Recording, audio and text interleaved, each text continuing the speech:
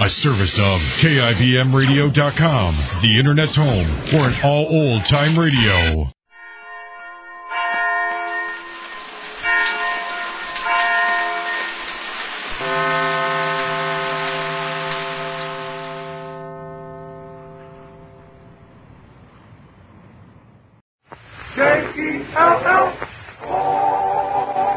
The Jell-O program, starring Jack Benny with Mary Livingston and Phil Harris and his orchestra. The orchestra opens the program with Don't Cry, Sweetheart, Don't Cry.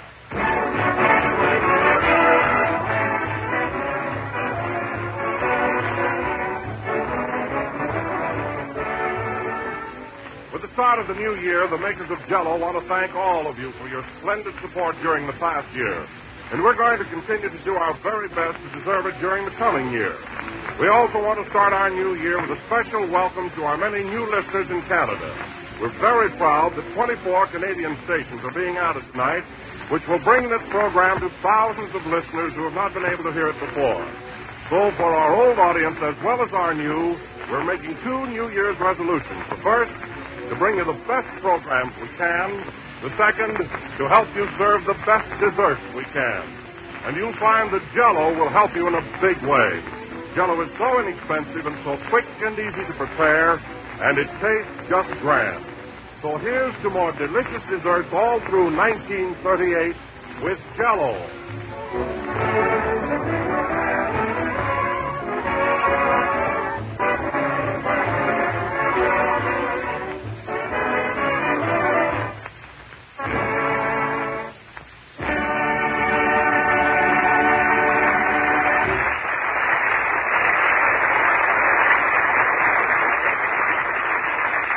Don't Cry, Sweetheart, Don't Cry, played by the orchestra. Now, ladies and gentlemen, 1938 is with us.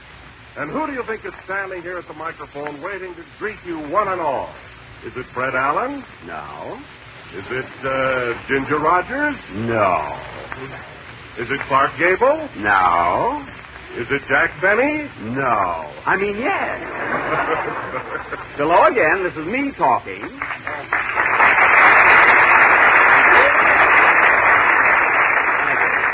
Well, Don, for a minute there, you had me guessing. And now, folks, before we start the ball rolling, I want to wish you all a happy New Year. And you too, Don, I hope you have health, wealth, and prosperity. Well, thank you, Jack, and I hope that 1938 will bring you a lot of happiness, too. I hope so, Don. And incidentally, I'm going to start the new year off with a clean slate and pay up all of my old debts. Here's that quarter I borrowed from you last June when I wanted a cigar. You remember that, Don? Oh, yes, Jack, yes, thanks. Now, how about that $10 I loaned you yesterday at the racetrack? Well, that's this year, Don. You'll have to wait until 1939 for that. But don't worry about it, kid. Well, I'll try not to, Jack. And by the way, what kind of a time did you have New Year's Eve? Did you step out and have any fun? Well, Don, I hate to say this, but I spent the most miserable evening I can ever remember. Oh, it was horrible. And it was all Phil Harris's fault. Is Phil here yet? Not yet, Jack. What happened? Well, I didn't have anything special to do New Year's Eve, so Phil called me up and asked me to go out on a blind date. I should have had my head examined. A blind date, huh? Yeah, Phil had two girls. His was beautiful, but I wish you could have seen the one he picked for me. She was the homeliest dame I've ever seen. She looked like a smudge pot with rouge. Oh, really, it was awful. Gee whiz, Jack, was she really that bad? Bad. That's the only time I ever saw a human Mickey Finn.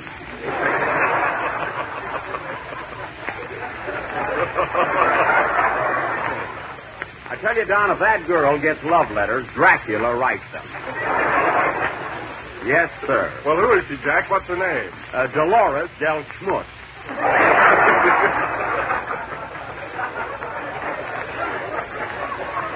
You know, it was the Dolores that fooled me. But really, Don, I can't describe that face of hers. And I sent her orchids, too. Oh, gee whiz, didn't that help? Only the florist. And you know what was so embarrassing, Don? She insisted that we go to the Coconut Grove, of all places. Mary was there and Andy Devine, too. I knew everybody in the room. What did they do? Did they snub you or anything? No, but it got pretty annoying when people would slap me on the back and say, ha, ha, ha, hello, Jack. Believe me, I'm cured of blind dates from now on. Oh, hello, Mary. Happy New Year. Thanks, Jack. Who was that orangutan you were out with the other night? You see, Don, was I exaggerating? Well, Mary, Jack was just telling me about that blind date he had on New Year's Eve. No kidding, Mary. Wasn't that the homeliest girl you've ever seen me out with? No. She was, too. You've never seen me with anyone worse than that. Well, at least her mustache was cute. It wasn't a mustache. She was drinking cocoa all night. Cocoa? Say, that's a fine drink to buy a girl on New Year's Eve. Well, I was trying to make her fall asleep so I could sneak out. You seem to be having a good time, Mary. Who was that fellow you were with? Oh, a little jockey I met at Santa Anita. He had the best-looking bow legs. Oh, a little jockey, yeah? Was he a good dancer, Mary? Yes, but he must have thought I was a horse. A horse? Why? Every time the music started, he wanted to dance piggyback.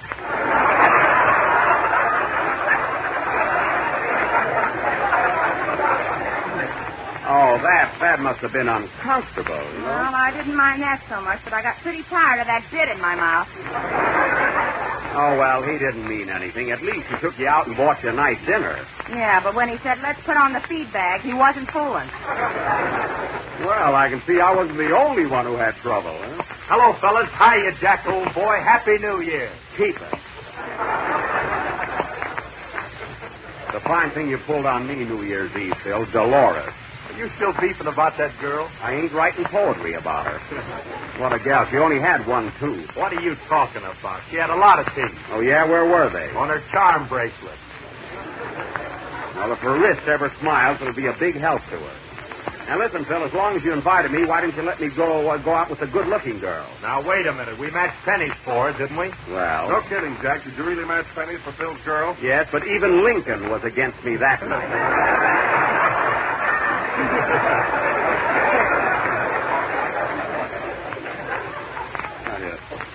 And that not only that, after sticking me with Dolores, why did you make me pay the check? Huh? Well, I figured as long as you were stuck that for, you might as well go the whole way. Yeah. Well, now on, just leave me out of those little parties you frame. And now that you're here, my little chum, how about playing a number? I'd be glad to. Thanks. Yeah. Say, Jack. What? I was just thinking. Dolores would be a nice girl to take to the beach. Why should I take her to the beach? You could cover up with sand. Oh, don't rub it in. Play, Phil.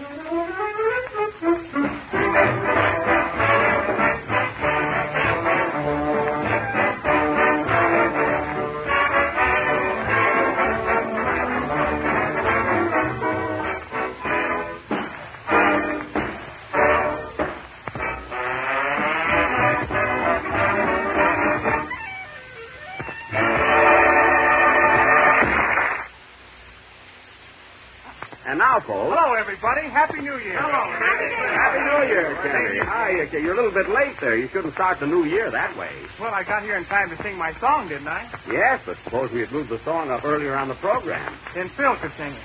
I know, but suppose Phil wasn't here. Then you could sing it. That's right, I could. Boy, wouldn't that be awful? Oh, I don't know. I sang a little bit last week, and it wasn't so bad. There were no complaints. You did not. Joe and I sang last week, and so did Kenny. Well, I was there, and Mary's right. You didn't even open your mouth. Well, You had no more to do with that song than Donald Duck. Well, What apology? Now, wait a minute. At my party, when we all did that group song, in the second chorus, I sang a line, and so did Andy Devine. Which one was Andy?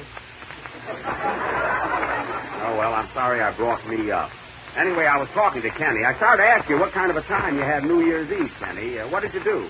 Well, Phil Harris called me up and wanted me to go out on a blind date with some girl called Dolores, but I wouldn't fall for that.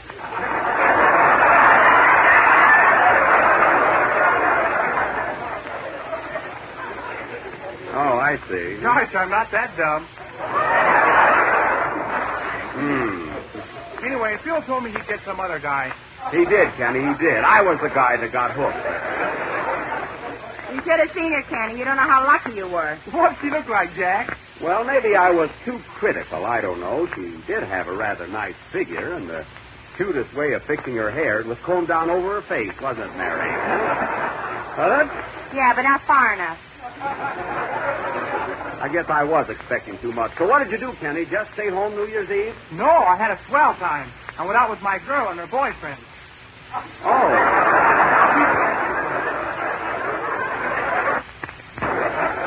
Oh, a threesome. Now, you always do that, Kenny. What's the idea? Well, she's trying to make up her mind which one of us she's in love with. Well, I can understand that. She wants to be sure before she takes that final step. How do you stand, Kenny? Oh, I don't think she likes either of us as much as the fellows he's engaged to. Oh, still another one. Say, you've got quite a few rivals on your hands. Wait till the fleet comes in. Mary. Well, Kenny, I hope you're the lucky man. You're a nice kid, and you deserve it. And now, folks... Happy New Year, everybody! Hiya, Buck! Say, Andy, I didn't think you were going to drop up here tonight. Well, Buck, I've been all around town looking for Pa. He ain't been home since New Year's Eve. Have you seen him? No, I haven't, Andy. I haven't. Well, he called Ma up about 2 o'clock this morning and said he was flying to Reno to get a divorce. A divorce? What did your ma say? She said it was darn bad weather for flying. Oh, your pa probably had one drink too many. He doesn't want a divorce. Well, he better go through with it. Ma just put her wedding ring in the bull's nose.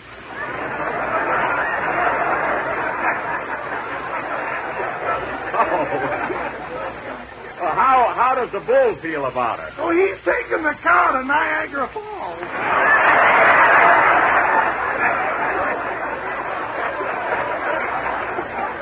Well, that's quite a romance your pa started. Some mix-up, huh? Say, Buck, I meant to tell you, I saw you the other night at the Coconut Grove. Yes, I saw you too, Andy, but I didn't get a chance to talk to you, you know. That was a nice gal you were with. Yeah.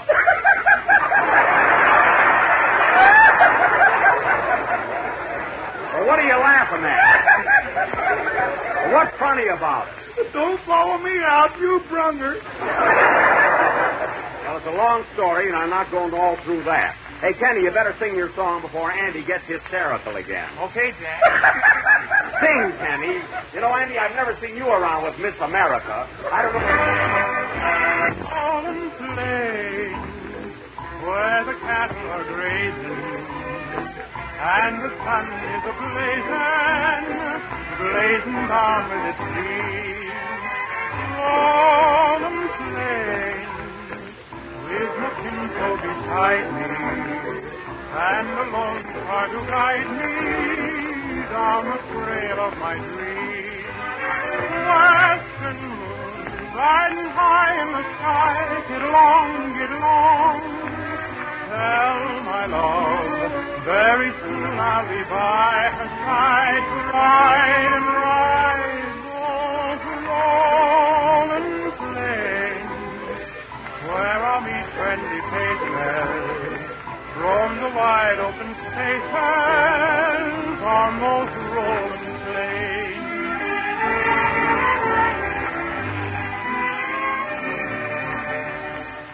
Riding the rain, singing a song, that's what I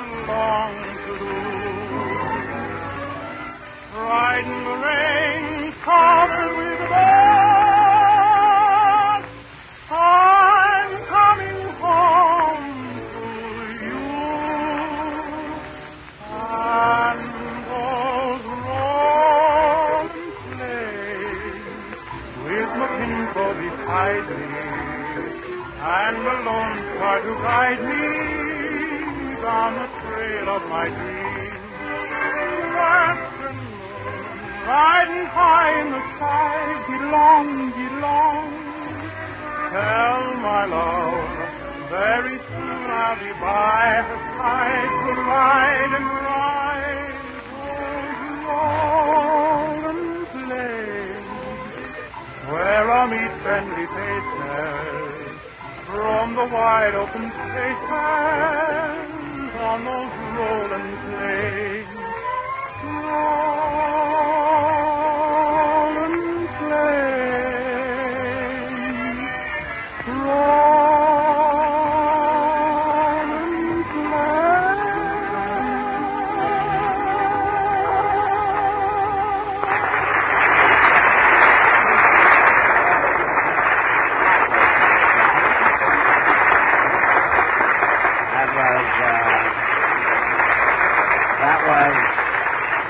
That was Rolling Plains, sung by Kenny Baker, a young tenor who was starting out the new year in fine fettle.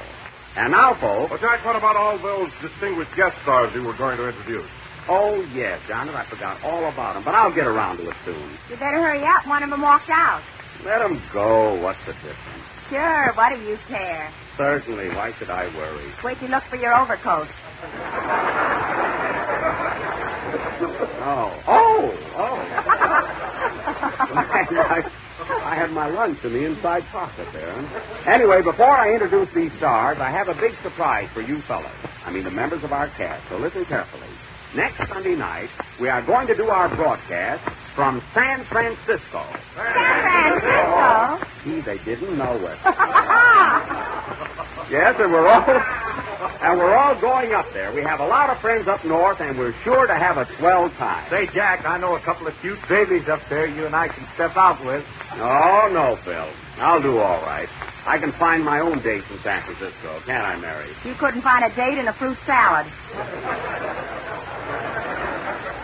That's so. Well, just for that, don't ask me to take you out any place while we're up there. If things get that bad, Livingston's slipping.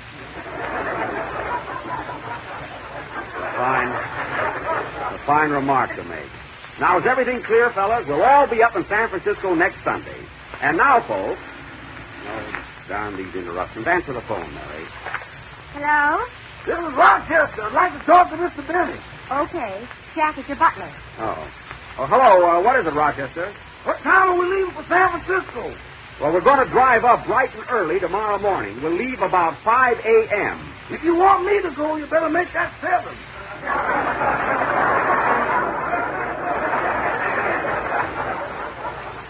Listen, you'll go when I go. And we're going to drive up there in my Maxwell. So put on that chauffeur's uniform I bought you. You mean those gloves? Yeah. Say, how are you coming along with the packing? Fine.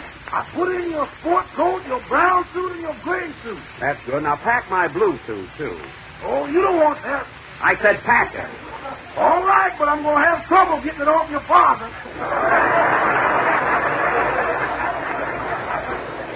Oh, yes, I forgot about that. Well, all right, Rochester, I'll see you later. Were there any calls? Yeah, some girl by the name of Dolores keeps calling up here at 5 minutes. But I don't think it's for you. Why not? She keeps asking for lovey-dovey. That's me. Tell her I'm going out of town, will you? Now, finish packing, and I'll see you later. Goodbye, Rochester. Toodaloo. Well, I guess that settles that. Oh, Don, how about our guest stars? Are they still here? Yeah, but a couple of them are sound asleep. Well, wake them up, Phil. We'll call on them right after the next number.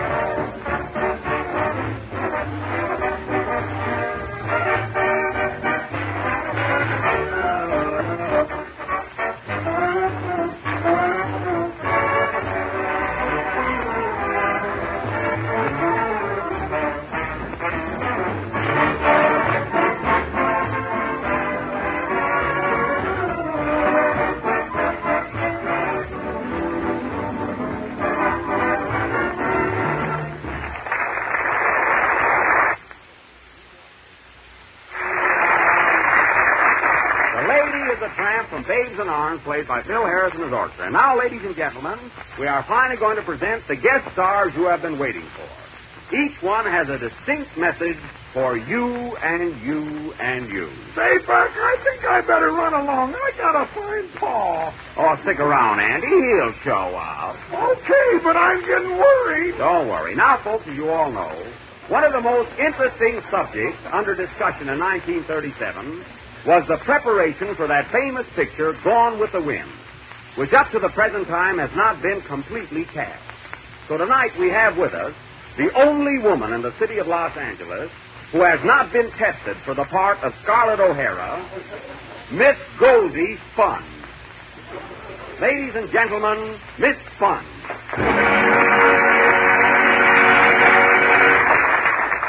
Thanks. Now, Miss Spun, tell me, are you a native of Los Angeles? I mean, where is your hometown? You mean where was I burned?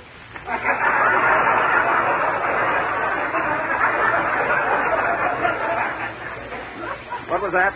I say, you mean where was I burned? Born? Oh, born. Yes, born. Were you born in Los Angeles? Nerd.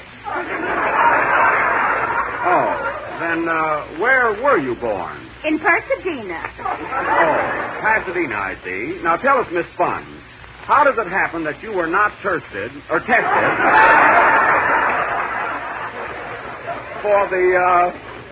the part of how is it you weren't tested for the part of Scarlett O'Hara? Well, in the first place, I'm a lousy actress. That I can see. Yes. Were there any other reasons why you didn't get that opportunity? Yes, they didn't like my accent. I see. Is there any other reason? Ain't that a nurse? I think it is. Well, thank you, Miss Sponge. You may go now. Hey, where's that $5 Bert? Oh, yes. Yeah, here you are. Thanks, jerk.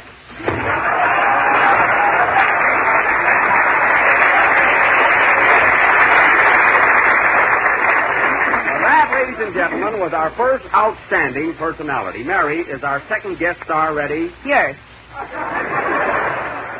That's good. And now, ladies and gentlemen... Say, Bart. Yes, Andy? I'm kind of worried. I better go out and look for Paul. Oh, take it easy, Andy. Where could you look for him? Do you think he might be in the police station? Not unless they got a floor show. Oh, well, don't worry. He'll get home. And now, ladies and gentlemen, come in. Mr. Benny? Yes? Are you looking for a distinguished personality tonight? Why, yes, I am. Well, if you need a bum, let me know. Goodbye. Well, I must keep him in mind. And now, folks... Oh, Jack, put my guest star on next, will you? He's been waiting so long. Sure, Don, I'll be glad to. Ladies and gentlemen, it gives me great pleasure to introduce our next personality. A man who ate more Jell-O in the year 1937 than anyone else on the North American continent. This man is 52 years old and has been eating Jell-O for 48 consecutive years and feels as young today as he did in his youth. None other than Mr. J. Rutherford Munch. Mr. Munch.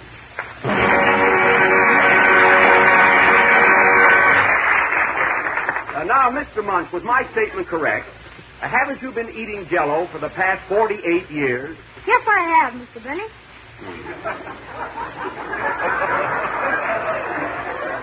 And you feel that our product has always been tempting and delicious? I consider Joe singularly distinct as to flavor and superlative as to quality. Well, thank you.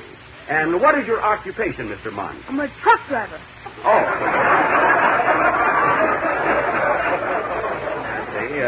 Married, I presume. Oh, yes. And I have 3 lovely children. That's fine. Thank you, Mr. Munch, for this grand testimonial. What did I promise you for coming up here tonight? A lollipop. Well, here it is. Goodbye. Goodbye.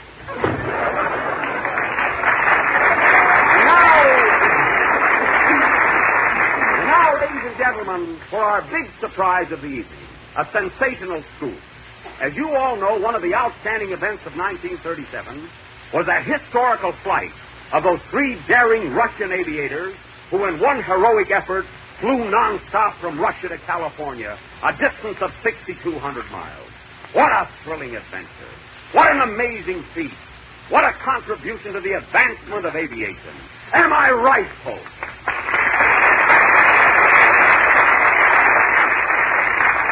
The world will never forget those men.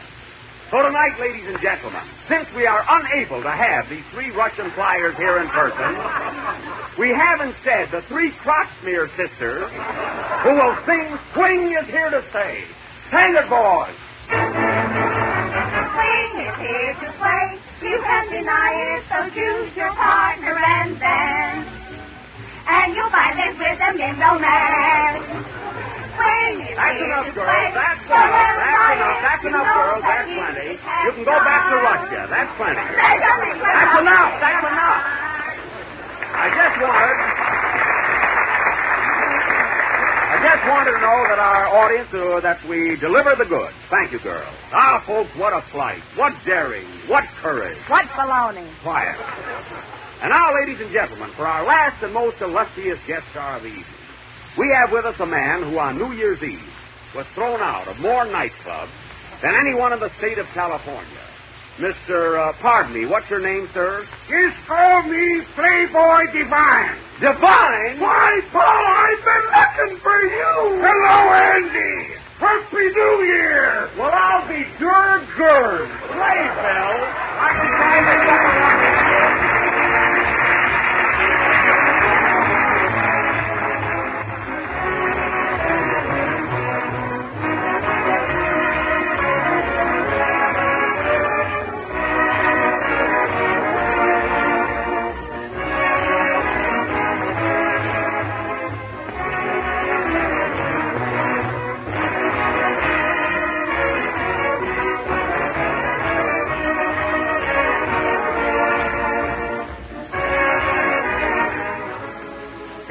delicious new dessert to start the new year right, and one that you want to serve often.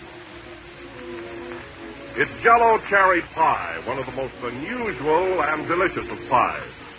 Beautiful crimson cherry Jell-O molded in a firm, crisply baked pie shell. And here's what you do. Dissolve 1 package of cherry Jell-O and chill until slightly thickened. Then fold in 2½ cups of canned red cherries, drained and sweetened. Turn the mixture into a cold baked pie shell and chill until firm. If you like, you may cover your pie with a topping of fluffy whipped cream. And there you have a pie that the whole family will enjoy and that's so easy to make. For anybody can make a Jell-O cherry pie and be sure of delicious results. Just be absolutely sure that you use genuine Jell-O. For only Jell-O brings you that luscious, extra-rich fruit flavor. So ask your grocer for genuine Jell-O tomorrow.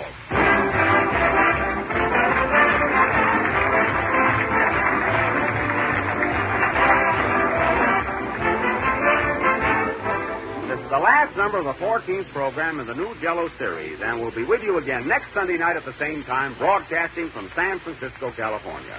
And I'd like to welcome, ladies and gentlemen, those 24 Canadian stations that have been added to our network tonight. Happy New Year to you. Are you still with us?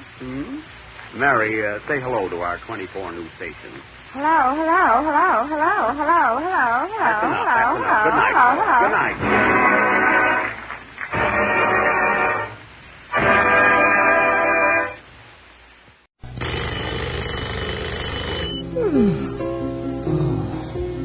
Good morning, honey. Mommy, I'm hungry. Breakfast is on its way.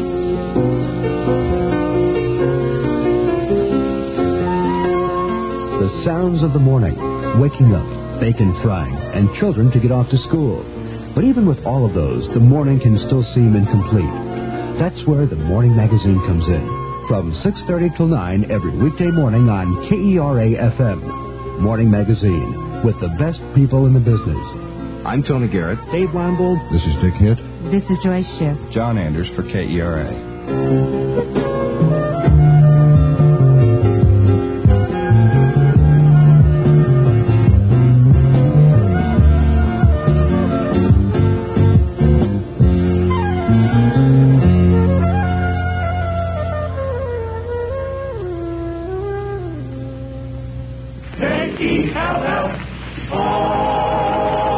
The Jell-O program, coming to you from Western Women's Club in San Francisco, California, starring Jack Benny with Mary Livingston and Phil Harris and his orchestra.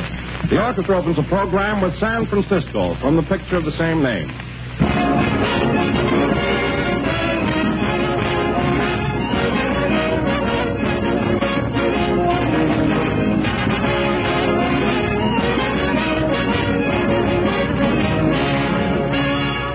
The hardest game of questions and answers is really easy compared to one question that every woman has to answer every day. What will we have for dessert tonight? Well, here's a tip. On every package of Jell-O, you'll find delicious recipe suggestions. There are different recipes on the different packages, so the variety is almost unlimited. Every sort of delicious Jell-O dessert and lots of attractive Jell-O salads that you'll find especially helpful at this time of year. Look them over at your grocer's. You'll be surprised and delighted at the recipes on the Jell-O package. But remember, there's only one Jell-O, and only Jell-O brings you that delicious, extra-rich fruit flavor. That full-flavored true fruit goodness that simply cannot be topped. So don't accept any substitutes. Look for the big red letters on the box. They spell Jell-O.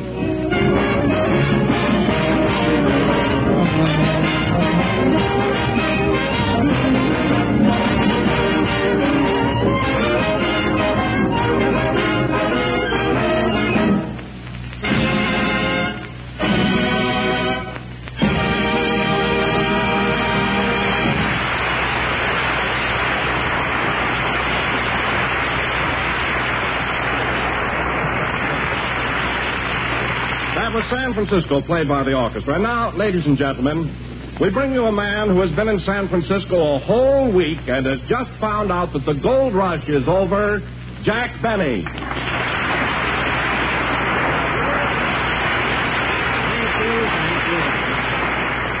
Hello again, this is Jack Benny talking, and Don, I think that was a very thoughtless introduction. I know perfectly well that the gold rush is over.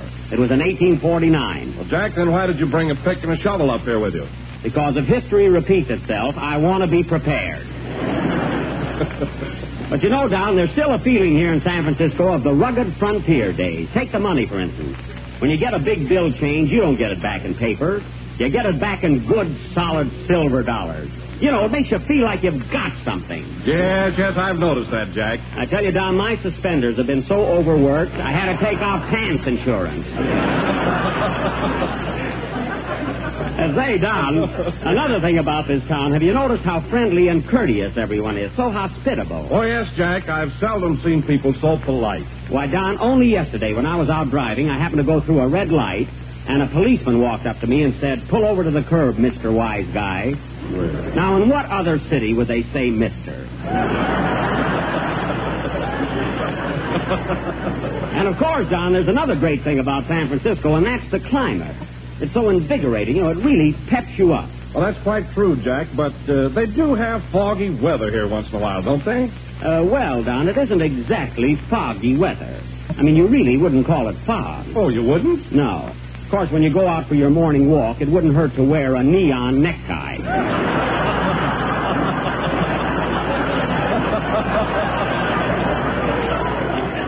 No, Don, you know, the fog here is like our Los Angeles rain.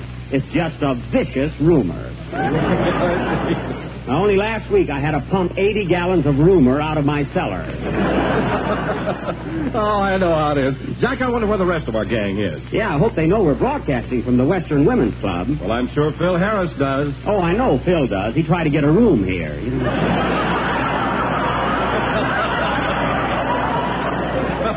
You know, Phil used to go to school in this town. He has a lot of friends here, but that's no excuse for being late.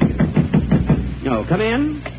Mr. Benny, on behalf of the Chamber of Commerce, I want to welcome you to San Francisco. Well. Now, if there's anything we can do to make your stay here pleasant, please call on us. Well, thank you very much. Now, is there anything I can do for you? Yeah, keep that Maxwell off our new bridge.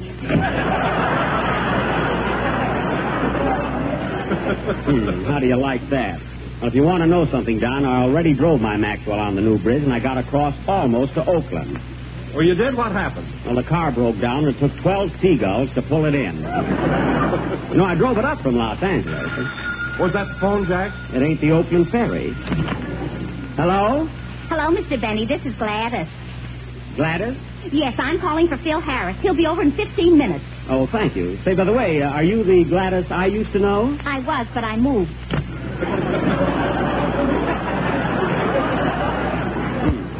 Phil certainly goes around with intelligent girls. Oh, hello, Mary. Welcome to San Francisco. Hello. Yeah. You hear that? Hey, that's a nice hand you got there, Mary. They kind of like you in this town, huh? Oh, I've got a lot of friends here, Jack. I know so many people. Oh, sure. I almost forgot, folks. Mary's a local girl. She was born right here in San Francisco, weren't you, Mary? Well, not right in San Francisco. Oh, you mean not in the city itself? That's it. Uh-huh. Oh, well. Where were you born? Was it Berkeley? No. Alameda? No. Sausalito? No. Where? Seattle. Well, that's only 2 inches away on a small map. It doesn't... Well, tell me, Mary, have you... Mary, have you been having any fun here? I mean, what have you been doing all week? Huh? Oh, I've been all over. I went to the zoo and Seal Rocks, and yesterday I went to Chinatown. Oh, Chinatown. Did you do any shopping? Did I? I bought some pajamas and a kimono with a dragon on it and some chop suey. And oh boy, am I sorry I told the man I was in a hurry. Why? He wrapped everything in one bundle. Gee, chop suey and a kimono. Gee, the kimono must be all spotted. No, but the dragon gained 3 pounds. No, I didn't know they liked chop suey. God. And oh, Jack. What? I must tell you something that happened to me last night. It was awful. What? Well, I was sitting in the lobby of my hotel minding my own business. Uh-huh. And all of a sudden, my eye winked at the cutest fella. Oh. Gee, was I embarrassed. Well, don't feel bad about it, Mary. That could be a nervous twitch, you know. And then to make things worse, I had to go and drop my handkerchief right in front of him. Oh, well, that was just an accident, that's all. Yes, but when I said hello, I could have slapped my face. Oh, I see. So you were flirting with this fellow in the lobby of the hotel, huh? Yeah. We had more fun all evening. We laughed and talked and had the swellest time. You did? Where'd you go? No place. He was the bell captain. Well, anyway, I'm glad you're having a good time here, Mary. I really am. I certainly am. But, oh, Jack, you know what? What? I forgot to write a poem about San Francisco. Oh, isn't that tragic, Don? Yeah. Oh, now, Mary, you go over there in the corner and work on it. Write a poem. Okay, Jack. Say, Don, did the rest of the gang get here yet? Well, Kenny just walked in. Where? There he is. He's going out again. Kenny, come back here.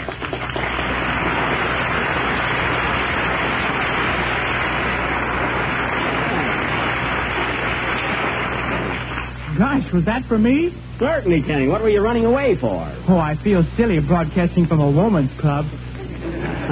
That's nonsense, Kenny. Don's here. I'm here. Do I look silly? You mean from where I'm standing?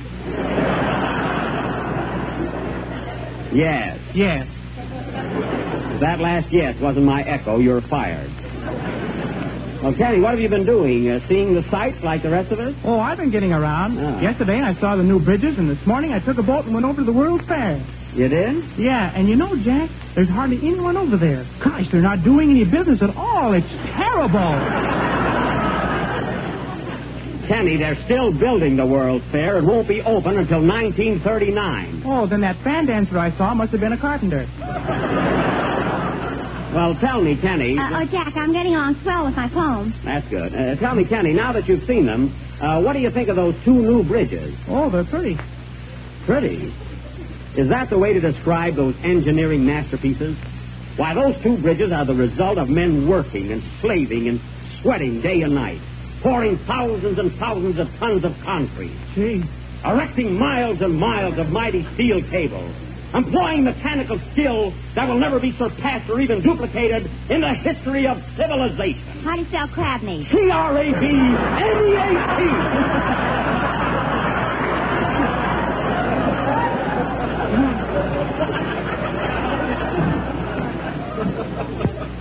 And you, Kenny Baker, you stand there and say those bridges are pretty. Those mighty triumphs of engineering. Now what do you say? They're very pretty. That's fine. I yell myself hoarse and get a very. Oh, well, sing your song, Kenny, and redeem yourself to our San Francisco friends here. Now, wait a minute. Hello? Hello, Mr. Benny. This is Gladys. Oh, you again, huh? Yeah, Phil Harris will be over in about 10 minutes. Well, he better. If Phil thinks he can go running around to all his girlfriends while the program is on, he's crazy. How do you spell... Oh, shut up. What are you going to sing, Kenny? I'm going to sing When the Organ Played Oh Promise Me. That sounds all right. That's fine. Now, hold it a minute, Kenny. Come in. Mr. Benny? Yes? Is this the Western Women's Club? Yes, it is. Well, where are they? Woo-hoo!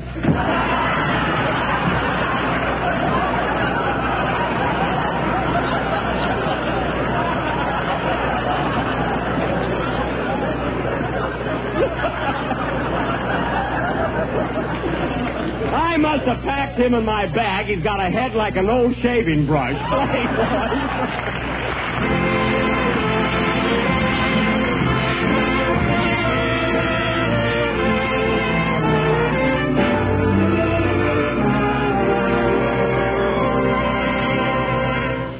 When I hear an organ in the twilight glow, it brings back sweet memories of long ago. Softly then the music fills my eager heart with love, so sweet and tender, my sweetheart. I can see you and I as we were in days gone by, when the mighty organ played Oh Promise Me. I was yours, you were mine. It was orange blossom time when the mighty organ played Oh Promise Me. The day I placed that ring upon your finger will forever linger in my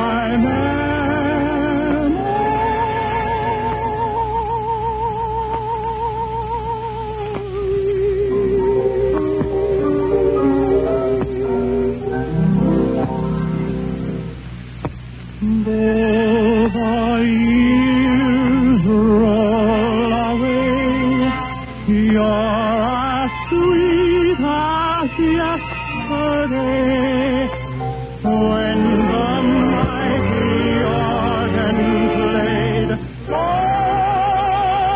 Promise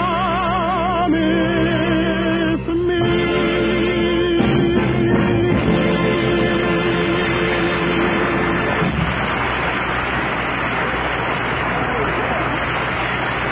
How nice it is here, you see?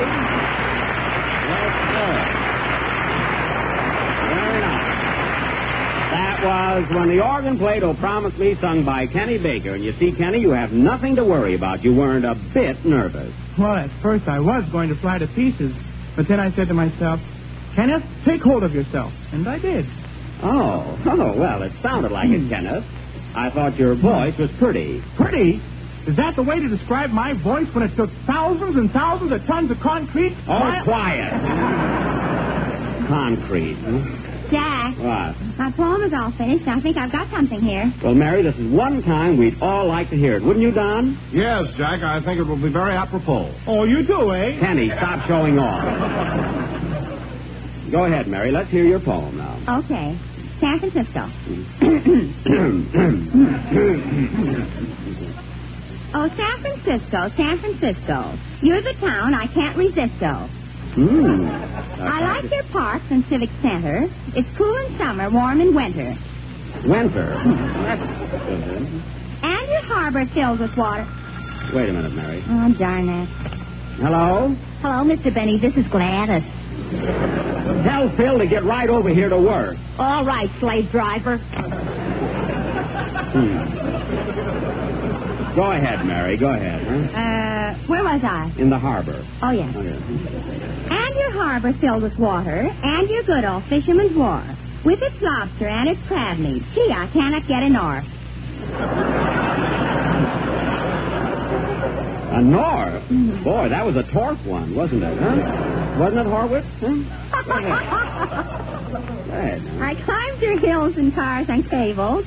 I would have walked if I was able. Able. Mm-hmm. And after that, I took a boat and sailed right through your golden boat.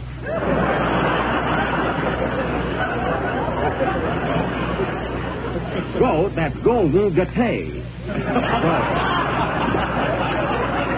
Is that all? Is that all there is to the poem? Huh? Yes, that's Now, wait a minute, Barry. Wait a minute. What about our... Well, you know. Oh, yes, John, I'm sorry. Last verse, all out. San Francisco oft reminds us, footprints in the sands of time. Yellow, 6 delicious flavors, strawberry, raspberry, cherry, orange, lemon, lime. Boom. Well, that was a surprise to me, Mary, and I think you did very well considering the time you had to prepare it, you know. And now, folks... Hello, Jack, old boy. Here I am.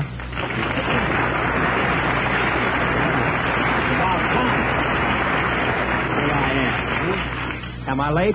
I don't know, Phil. Where are you going? Am I late? Huh? Yeah. Well, I'm sorry, Jack, but we were playing an engagement in Sacramento last night, and we had to drive in. Well, the boys in your orchestra got here on time. I know, but I had to stay and sweep up the dance floor. Now, Phil, that's a lie. And then to make things worse, on the way in, I had to stop and have my car fixed. I know, Phil. The mechanic called up 3 times. His name is Gladys. Anyway, you can't put anything over on me. I know where you were, and it's not to your credit to be seen with every girl in town. You don't see me running around. Well, it's your own fault. I wanted you to go out with me and meet some of these girls, didn't I? I could have gotten you a swell date. Oh, sure, like the girl you fixed me up with on New Year's Eve. That Dolores Del Schmutz. Boy, was she a mess. Have you seen her since? Yes, Phil. Last Wednesday I had a nightmare. The last time I'll ever go to sleep. And another thing, Phil, why do you always mix pleasure with business? Does Castellanos let his social life interfere with his work?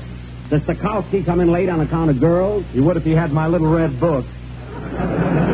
You and your little red book. I've got a book, too, haven't I, Mary? Yeah, it came with the telephone. Yeah, it came with the telephone. Nah, it came with the telephone. Nah. Next time you want me to read a poem. All right, Phil, now that you finally got here, you might as well do your stuff. What's it going to be? We're going to play By Mere Bits du Chien. Had a little trouble with it. Yes, you did.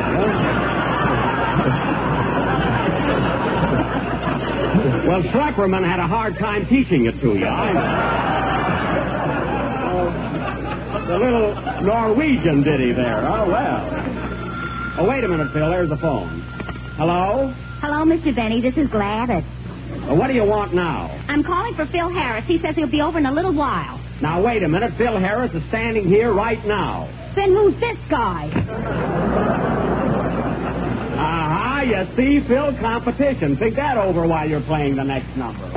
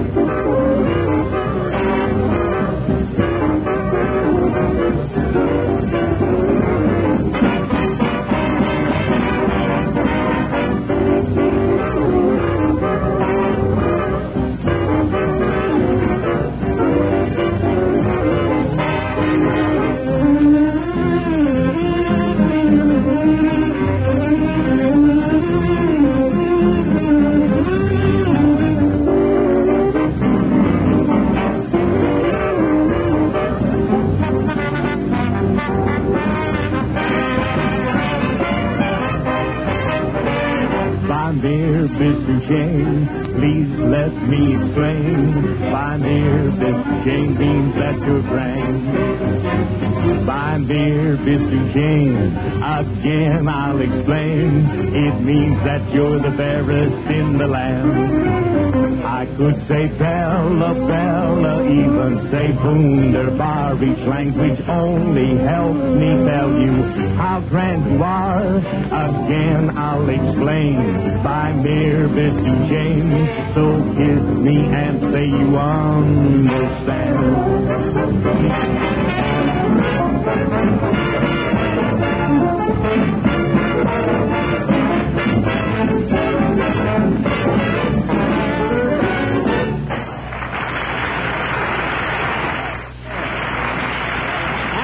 By mere Biscuit, played by the orchestra with a vocal refrain by Phil Harris. That was swell, Phil. You ought to sing more often. That's what they tell me. Oh. Didn't you think Phil did a great job, Don? Oh, yes, Jack. I thought he handled it with unusual esprit. What was that? I say I thought he handled it with unusual esprit. Oh, yes, quite. Oh, that means spirit. Well, why didn't you say so? Esprit has to ring in Spanish on me, you know? Now, esprit is a French word, Jack. A French word? Of course. Certainly. Yeah. Well, so much for our trip to Europe. Huh? Now, fellas, not meaning to change the subject, but as long as we're here in San Francisco, come in. Hello, fellas. Hiya,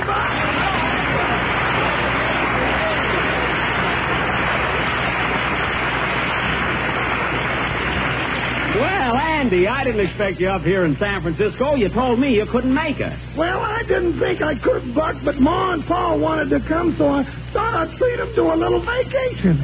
Oh. What did you do, motor up? No, we took the night train. Ma slept in the lower berth, and Pa and me shared the upper. Well, the two of you in an upper berth, you must have had trouble getting undressed. Undressed? We couldn't even get our hats off. Oh, that must have been awful. Huh? Well, we wouldn't have minded that so much, but our dog wouldn't get off the pillow. Oh, your dog was in there, too. My goodness. And she sure picked a fine place to have pup.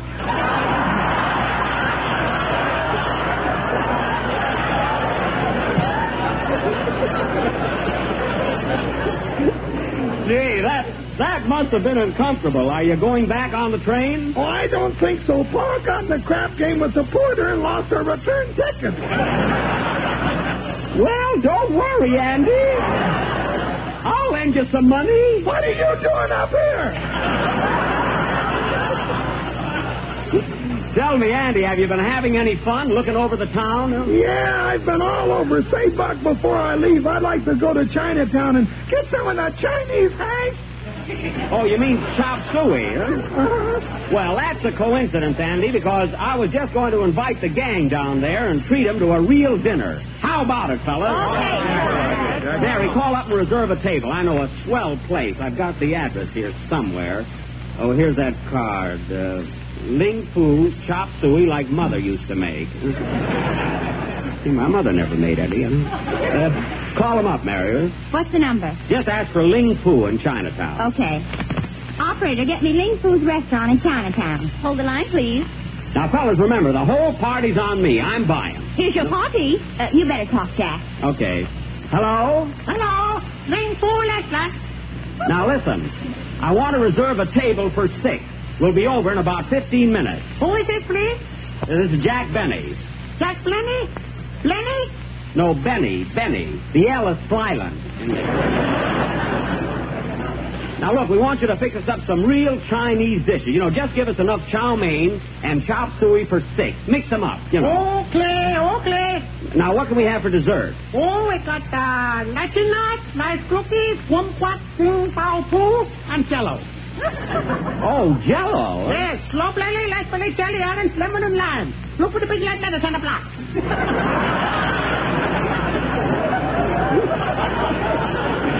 Hey, Don, did you hear that? You sled it. Well, all right, we'll be over in a few minutes. Now, look, by the way, how much will all this cost, approximately? The party's off. Mary, I'm just asking. How much? Slicks of paper, $6. $6 for chop suey? Why, I never heard of that. Now, listen, Ling Fu. Me flash boy. Oh, well, let me talk to the boss. Ling Fu. Okay, here yes. Hello, Ling Fu? Hello, Slinger.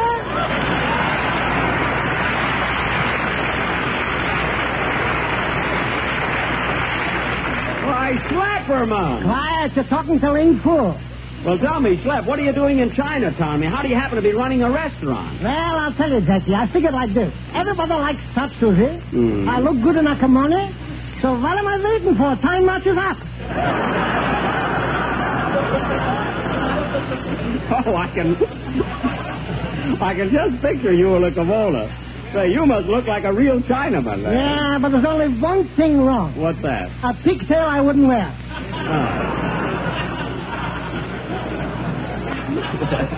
You know me, Jack. I'm a Yankee Doodle Dandy. Yeah, went to town.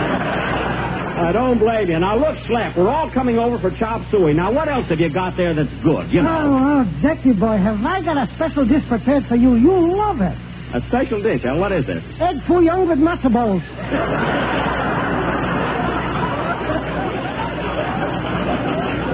Say, that sounds tempting. Let's see.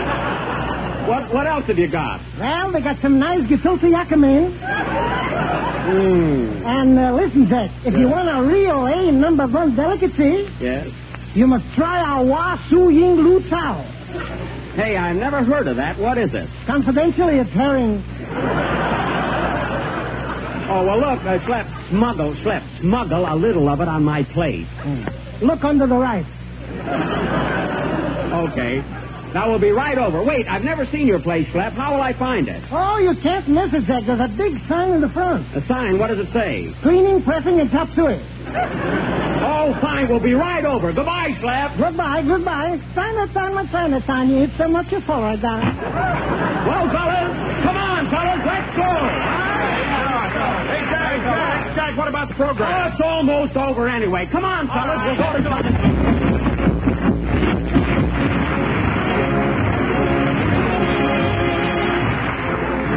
Here's one swell dessert to give any meal a happy ending. Serve Jell-O chocolate pudding for dessert and listen to the family cheer. For Jell-O chocolate pudding is downright delicious. It has a real full chocolate flavor, a tempting rich chocolate color, and a smooth consistency that's creamy and luscious. Jell-O chocolate pudding is made with the same wholesome ingredients you'd use yourself in your own homemade chocolate pudding. But it's far quicker and easier to prepare. Just combine the contents of one package with milk, then cook and stir over a low flame until it's thick and smooth. Takes just a few minutes and you have a perfect dessert. If you like, you can vary it with toasted nut meats, raisins, or crisp shredded coconut. Directions are in every package. Jell-O chocolate pudding sells for the same low price as Jell-O. So ask your grocer tomorrow for Jell-O chocolate pudding.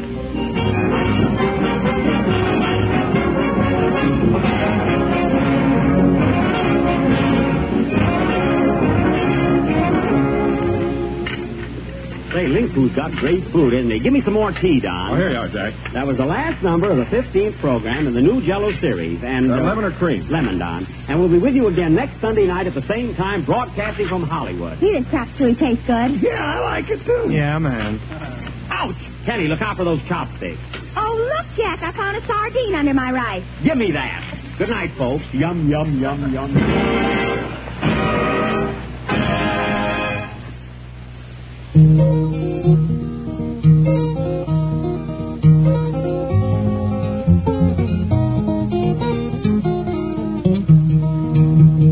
And so concludes tonight's edition of Playhouse 90, Adventures by Morris, City of the Dead, Chapter 5, and Jack Benny's Jell-O program from 1938.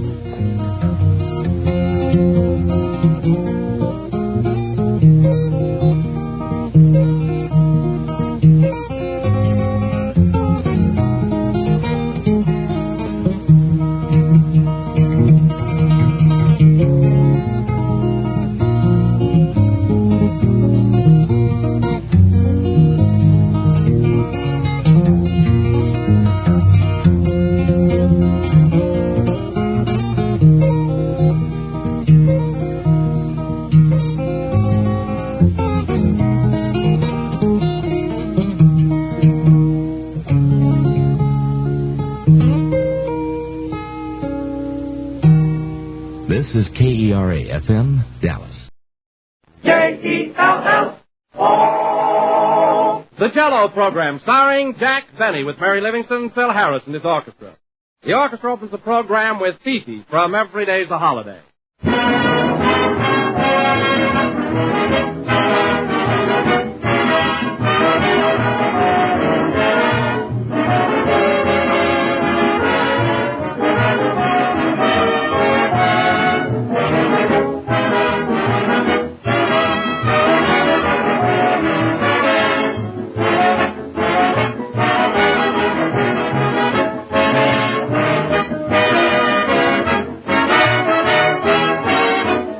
One of the nicest letters we ever received came in recently from Mrs. D. White of Hammond, Indiana. She says, I used Jell-O for many years and always have several boxes on my pantry shelf.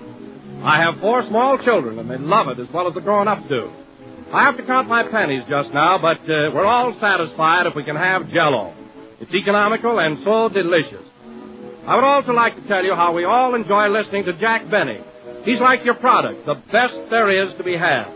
I suppose this is just one letter of many thousands writing to praise your fine dessert, but I sincerely mean every word of it. Well, Mrs. White, we sincerely thank you for every word. It makes us very happy when people take the time and trouble to write us such nice letters, and there's really not much to add to that excepting this. Jell-O brings you extra rich fruit flavor, and that's why it tastes so delicious. So when you buy, be sure to ask your grocer for genuine Jell-O.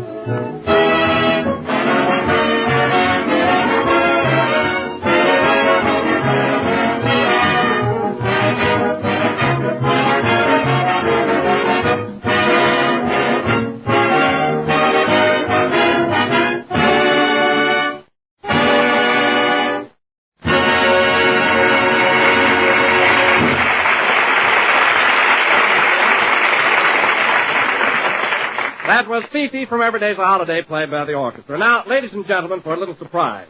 Jack and Mary are driving back from San Francisco, where we did our last broadcast, so we'll pick them up in the Maxwell en route to Hollywood. Take it away, Highway 99.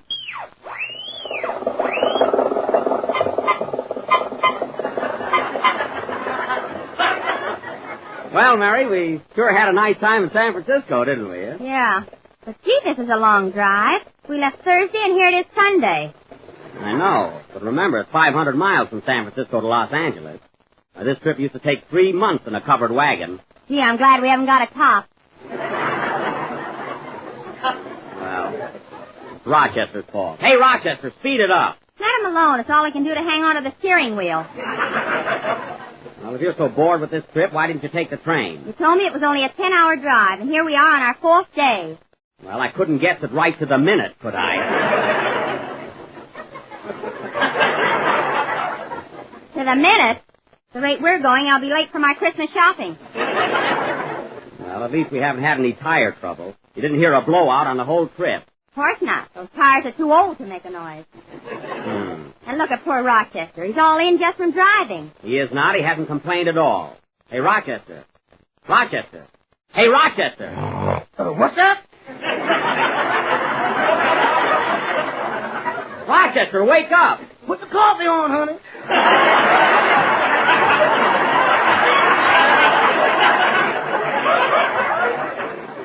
Now, how dare you fall asleep at the wheel? Now, don't let it happen again. All right. That's better. But it won't hurt to nudge me once in a while. Gosh, that was a narrow escape.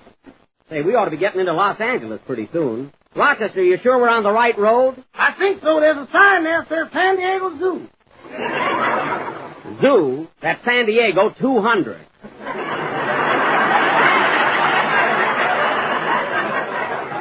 Zoo. Say, at that, we must be in the Los Angeles city limits. We've been there for 2 days. That's so. Gee, Mary, you're comical. Say, Mr. Denny. What is it? I hate to keep bringing this up all the time, but we need gas. Now, we don't need any gas. Look at that gauge. It registers 12. That's the speedometer.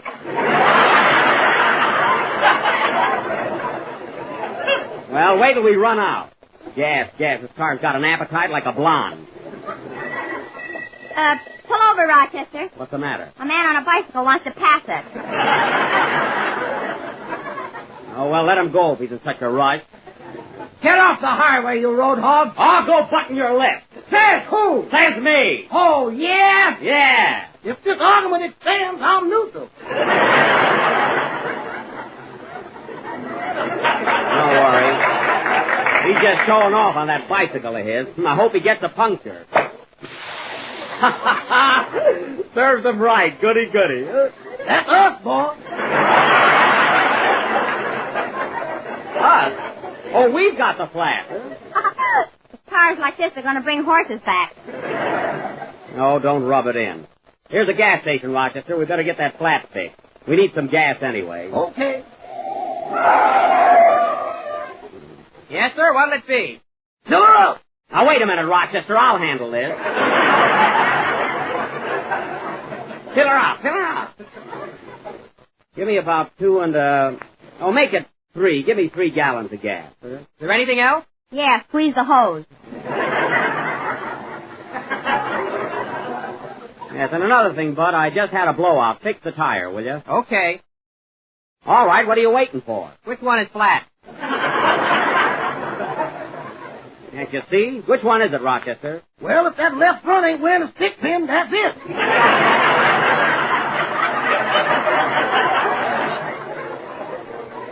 Oh, yes, there it is. Fix it, Bud. Why fix it? Haven't you got a spare? Yes, but I'm not going to take my geraniums out just for this.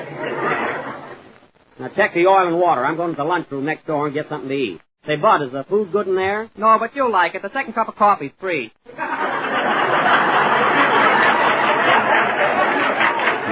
Fresh guy. Let's go, Jack. I want a ham sandwich. Me too. Can I get you anything, Rochester? Make mine a chicken sandwich on toast with a fried egg on it, bacon under it, and tuck in some sliced tomatoes. Oh, a 6-decker, eh? What is this, your birthday? Yes, sir. Well, I don't care if it is. You'll get a ham sandwich the same as us. All right, but put a candle on it. Come on, Mary. Gee, what a place. Even the cobwebs have cobwebs. Well, it's good enough for a sandwich, anyway. Good afternoon. We'd like 2 ham sandwiches, please. Boiled, baked, or deviled? I'll have baked. Give me deviled. Oh, lamb? Yeah. 2 hams. One with horns. Okay, Amy. Now, let's see. How's your coffee? Much better, thanks. That's good. Oh, here's something I'd like, Mary. Pickled pig feet. Give me an order of pickled pig feet, lady. Do you want them plain or with fat? Plain. I don't want fats on them. Okay. Oh, lamb? Yeah. 1 pig feet. Hold the galoshes. See, I'm awfully hungry, Jack. I want more than a sandwich. Why don't you try one of our special dinners? All you can eat for 35 cents. See, all you can eat for 35 cents. How can you make any money on that? If you taste the food. Oh, pipe down, lamb. That's my husband. He's a little wetty. Will there be anything else? Yes, I'd like something with my coffee. What kind of pie is that over there? It's either peach, cherry, apple, or layer cake.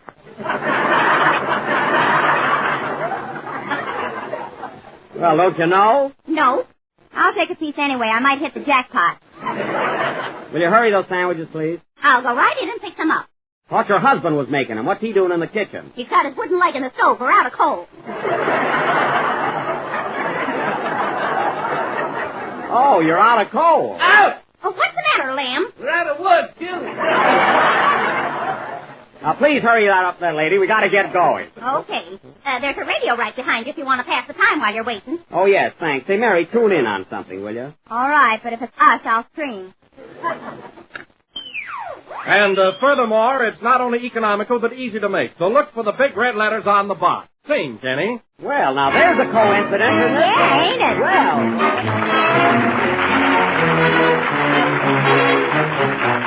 Rosalie, my darling, Rosalie, my dream.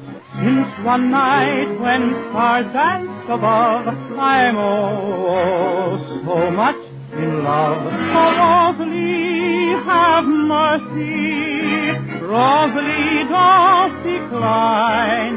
Won't you make my life thrilling and tell me you're willing to be mine, Rosalie, mine? When The nightwood was in flower, and a man wooed a maid. Beneath her sacred bower, he sang a serenade. Today is just the same when a man woos a maid. He calls to her by name and sings a serenade.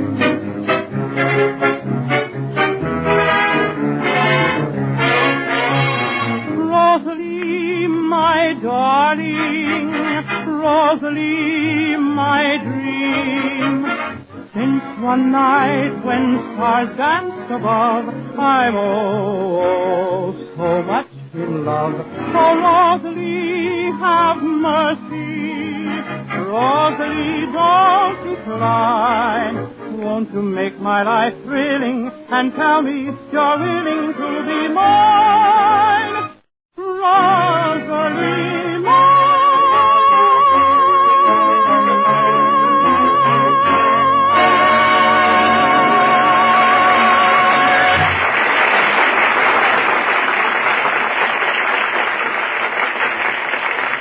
That was Kenny Baker singing Rosalie from the picture of the same name. And Kenny, that was really excellent. If Jack were here, he'd say that you sang that song with vibratility, animation, and savoir-faire.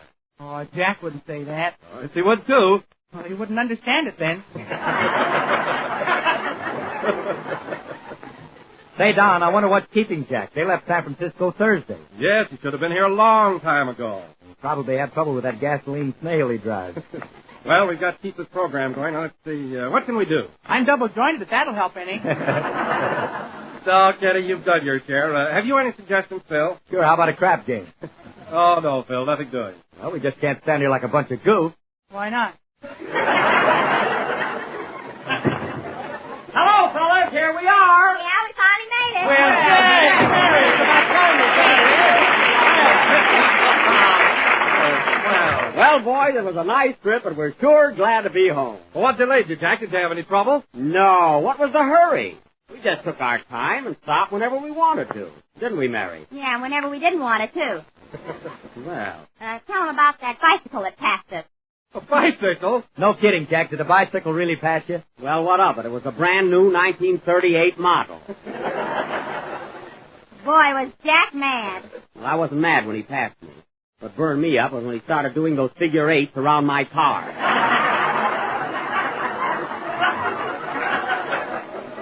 He was a regular Tony Heine on wheels.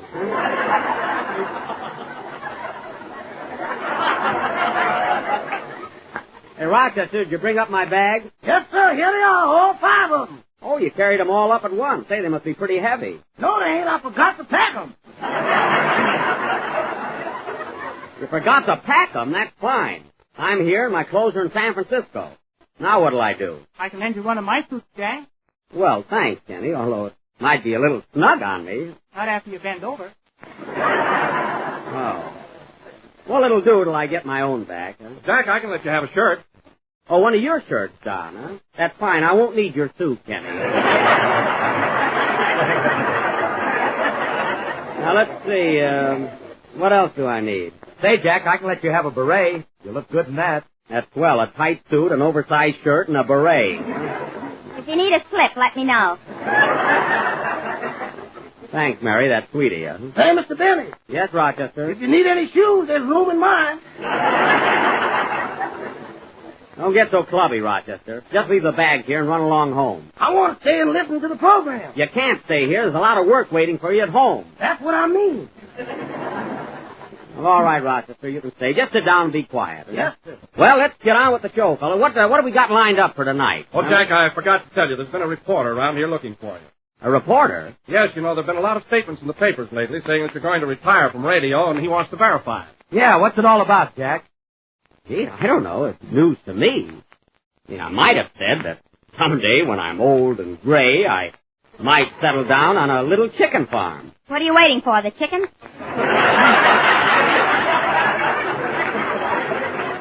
No, I expect to be working for a long time yet, and on radio, too. Even television. Yeah, maybe even in Technicolor. There's an idea. I'll look good in Technicolor, won't I, Mary? Yeah, if they ever need a blue leading man. Well, anyway, fellas, I can't quit radio. Now, what would you all do without me? That's right. If I worked for any other guy, I'd have to learn music.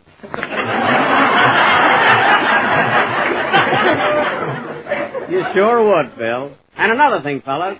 Supposing something happened and I did retire. There are plenty of other comedians. Fred Allen, Eddie Cantor, Bob Burns, and yes, there's Phil Baker. And that guy ought to retire, too. What? Who said that? I did. Just call me Beetle. Beetle? Beetle? Who? Beetle? Oh, Jack, that's the invisible man who haunts Phil Baker's program all the time. You know, you hear his voice, but you never know where he is. Oh, that werewolf. What's he doing over here? Listen, Beetle, did you come over here to haunt me? How can one ghost haunt another? Now, wait a minute, Beetle. I'm not a ghost. Oh, you're not, eh? No. Well, you'll do till Halloween comes along. Oh, yeah? Hey, where's that voice coming from, anyway? I don't know. You got me. Gee, this makes me feel creepy all over. A good bath will cure that. Is that so? I bathe as often as you do. Oh, a fugitive from Saturday night, eh? It's a fine thing in the middle of a broadcast arguing with a phantom. Gee, this is spooky. I'm scared. Me too. I don't feel so good either. Well, guess we'll be running along now.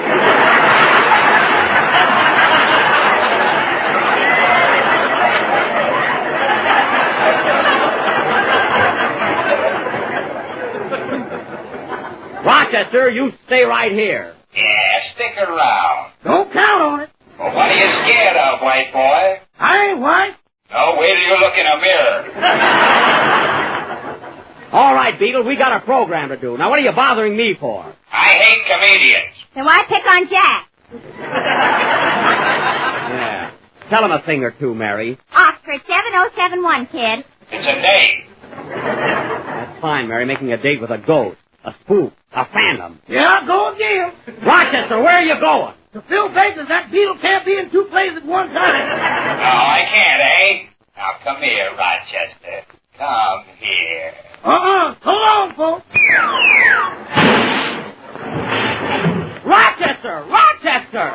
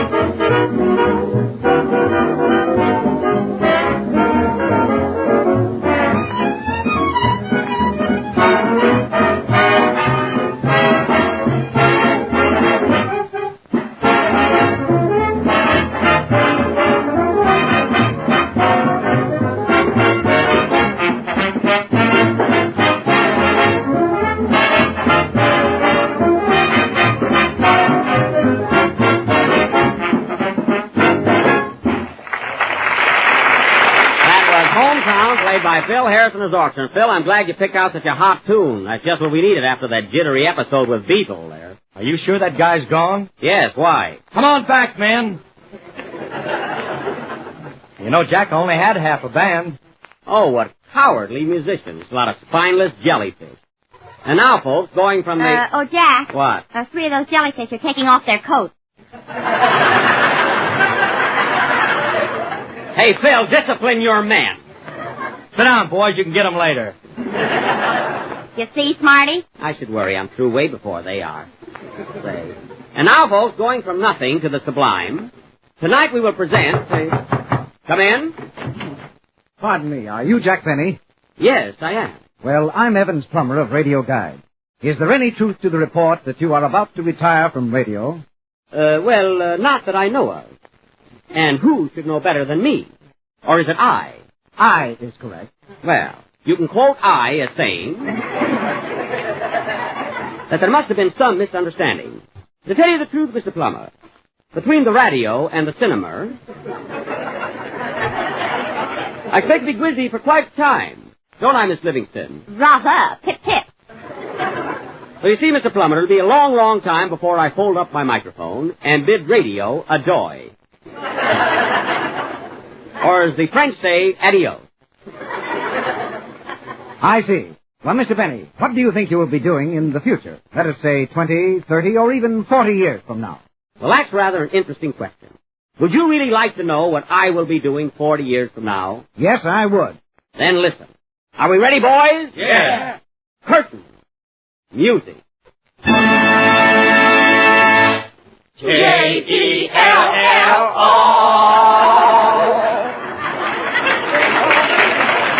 Jell-O program starring Jack Benny and Mary Livingston with Phil Harris and his orchestra. The orchestra opens the program with Memory. Swing it.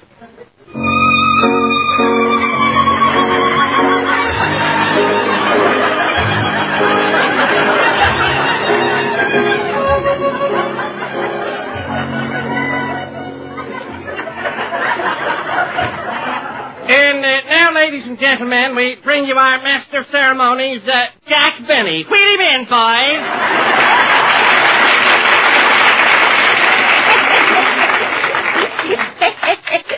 Hello again. This is Jack Benny talking. Yippee! How are you feeling, Don? Well, I'm feeling fine, Jack. Fit as a fiddle. How are you? Eh? I said, how are you? It sure is. I hope it stays this way. Yes, sir. Well, tell me, Jack, how's your rheumatism? 100%. It's up to my ears now. Oh, hello, Mary. Hello, Jack. Eh? I said, what's that? I read my lips, you old fossil. I would if you could move the darn thing. Well, Mary, how's your husband? Eh? Glad to hear it. Mary, you're looking good. You have your face lifted again? Nope, had it lowered this time. Couldn't get my hat on. Hey? I said I couldn't get my hat on. Yep, you are putting a lot of fat on. Well, here comes Kenny Baker. Hello, Jack. Is it time for me to sing yet? Pretty soon, Kenny. I hope so. My wife and family are listening in. Oh, say, I meant to ask you for the last 10 years. How many kids you got now? 5 boys. 5 boys, eh? Yep. Let Bing Crosby top that. That's a slicker. Who said it? What are you going to sing tonight, Kenny? My Mare Mr. Shane. Is that darn thing still around? Say, Jack, here comes Phil Harris. Oh, ballsy, eh?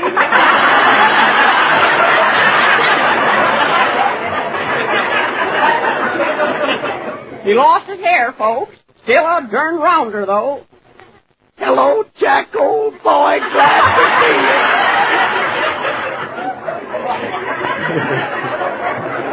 Now, don't you talk to me, Phil Harris, after that New Year's Eve date you fixed up for me back in 38. What date? That Dolores Del Schmutz. Oh, Dolores. Whatever became of her? You know darn well what became of her. I ain't married to Loretta Young. Well, if you can break loose tonight, I got a couple of hot numbers. Oh, no, I don't see how you can keep on running around at your age there, Harris. Every time I see you, you got a girl under each arm. I need 'em to hold me up. Well, that's better than doing your nightclubs. Can you still do the Big Apple? Yep, I can't even eat one. Well, just the same, you seem to go on forever. And so does Jell-O with its 6 delicious flavors: strawberry, raspberry, cherry, orange, lemon, and lime. Look for the big red. Keep going, Wilson. I can't do it. I'm out of breath. Too bad, too bad. Say, Jack. What? Look who's tottering through the door. Oh, hello, Andy. there, Buck. Here I am again. Well, Andy, you're the only one of us whose voice hasn't changed. It still ain't Schubert's Serenade. Hey, you look mighty spry for a man 82. You stand so straight and erect. Gosh, my arteries are so hard I can't bend over. Tell me, Andy, how's your Ma and Pa? Not so good, Buck. They were playing tennis yesterday, and Pa got his beard caught in the racket. He's in pretty bad shape. Why? What happened? He swung at the ball and broke his neck. Oh, that's too bad. Your Ma must feel terrible. Yeah, it broke up the game. Well, Andy, now that you're here, how about you and me playing a game of checkers? Oh, no, you play too rough. I do it, Matt. Well, let's have another number by the orchestra. Go ahead, Phil, play something. What do you want me to play? Don't make no difference. I can't hear it anyway. What are you laughing at, Mary? The clarinet player's got so many wrinkles he can't find his mouth. Oh, go ahead, Phil. Wait a minute. Come in. Mr. Benny? Yes? Is it true that you're going to retire from radio? No, I'm not. Then I ain't either. Goodbye. Oh, you're not, eh? I've been waiting to do that for 40 years. Play, Phil.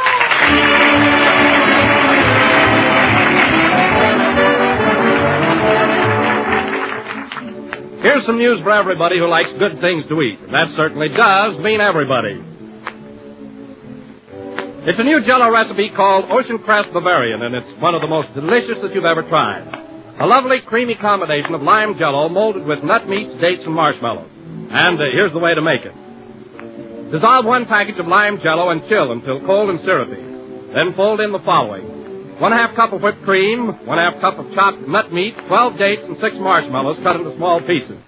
Pour into a mold and chill until firm. Ocean Crest Bavarian is so attractive to look at and swell to eat. It's a real party dessert, and still it's easy to make. Just be sure to use genuine Jell-O, for Jell-O brings you delicious, extra-rich fruit flavor.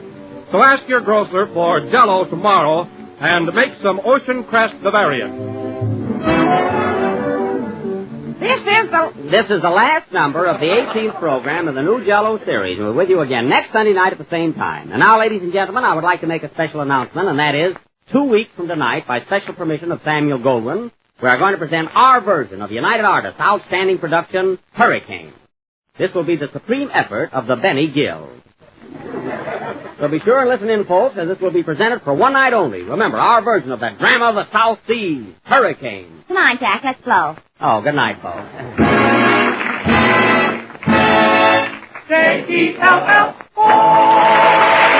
Baker appears on the Jell-O program through courtesy of Merton Leroy Productions. The tune, I Could Use a Dream, is from Sally, Irene, and Mary. This is the National Broadcasting Company.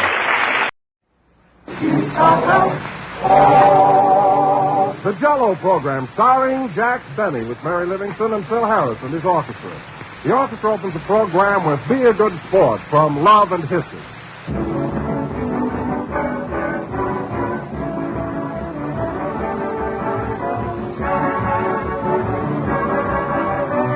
One of our listeners from Boston writes, when I'm dining out in a restaurant and I see the word Jell-O on the menu, I feel just as if I'd met an old friend. Well, you have, because like an old friend, you can always depend on genuine Jell-O. It will be tempting and delicious wherever you have it. For there is only one Jell-O, and the name Jell-O is a trademark, the property of General Foods. That's the reason we always emphasize the point of your asking for Jell-O by name, whenever and wherever you order it, whether it's from your grocer or in a restaurant. Restaurants serving real Jell-O can now display an autographed picture of Jack Benny.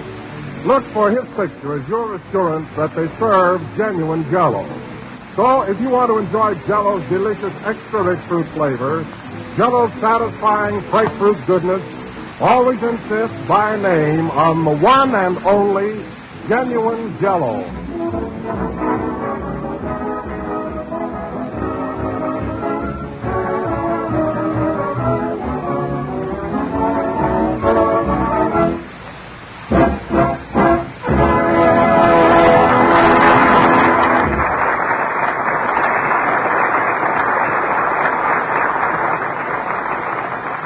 be a good sport played by the orchestra. Now, ladies and gentlemen, we bring you a man who doesn't sing like Crosby, who doesn't photograph like Gable, who cannot act like Muni, yet he's in the movies, Jack Benny.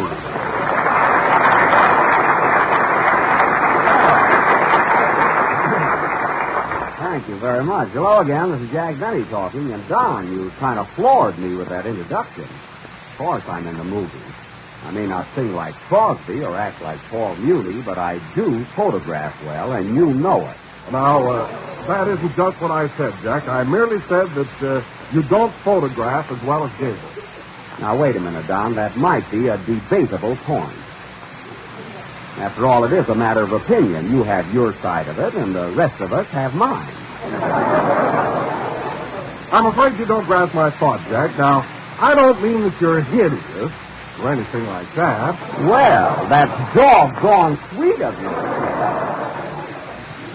What I'm trying to say, Jack, is that Gable is a rugged, muscular, outdoor type of man. You know, he goes in for sports like hunting and fishing. Well, what do you think I do? I spent the whole morning reading Field and Stream. And for your information, Don, I sleep without pajamas winter and summer.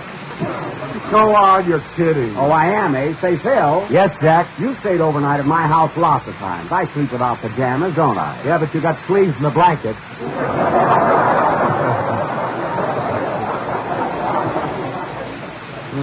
You should talk the way you dress for bed. You even wear a nightcap. You need my boudoir beanie?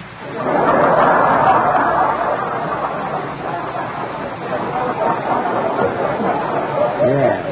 Any man that'll wear a nightcap... Well, I have to protect my hair. Oh. I can't put it in a drawer and go to bed like you do.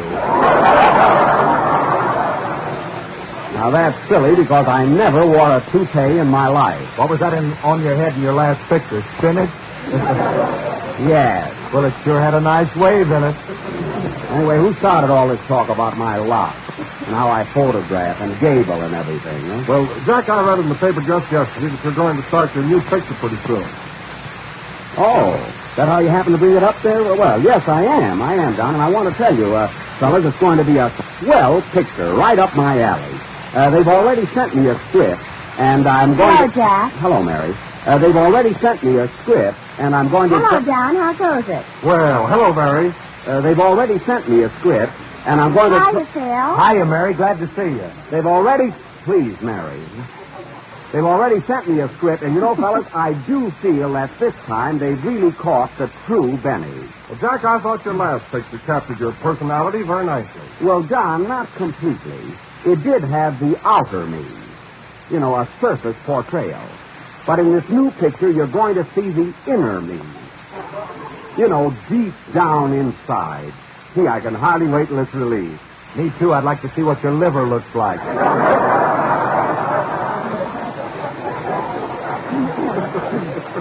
Well, that's not what I meant at all. Well, tell me, Jack, what kind of a part are you going to play? What character? Well, Don, it's something very human. Something that everybody understands. And still... Did Kenny get here yet? No. And still, it has its humor and deep quality. I feel that at last... That guy never gets here on time. Mary, I'm talking. Oh, then I don't blame him. Anyway, fellas, in this new picture, I play the part of a kleptomaniac. A kleptomaniac? Yeah, you know, one of those fellas who imagines he's sick all the time, you know. You know, a fellow that's always taking pills. Why, that hypochondriac. A kleptomaniac is a thief. Well, anyway, I play the part of a big word.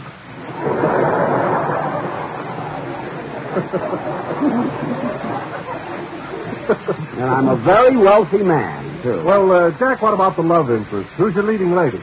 Oh, she's beautiful, Don. She's that new European star that just came over from Vienna. Her name is Franziska Gall. She's really gorgeous. Who's your leading man? Well, they haven't cast the... I am!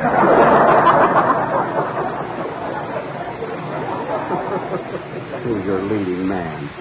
Which reminds me, Mary, just before you came in, Don insinuated that I don't photograph like Gable. Why, that's silly. You got him beat a mile. Certainly. And listen, Don. Say, wait a minute. Do you mean Clark Gable? Yes. Oh, then forget it. Don't worry, I'll do all right romantically. You know, fellas...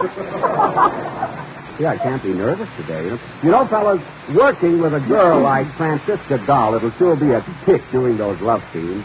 Gee, I hope I won't be nervous. Yeah. Remember that big love scene you had with Gail Patrick in your last picture, Jack? Well, what about it? You were so bashful you kept ducking behind her all the time. Well, I had to. I had my lines written on her back.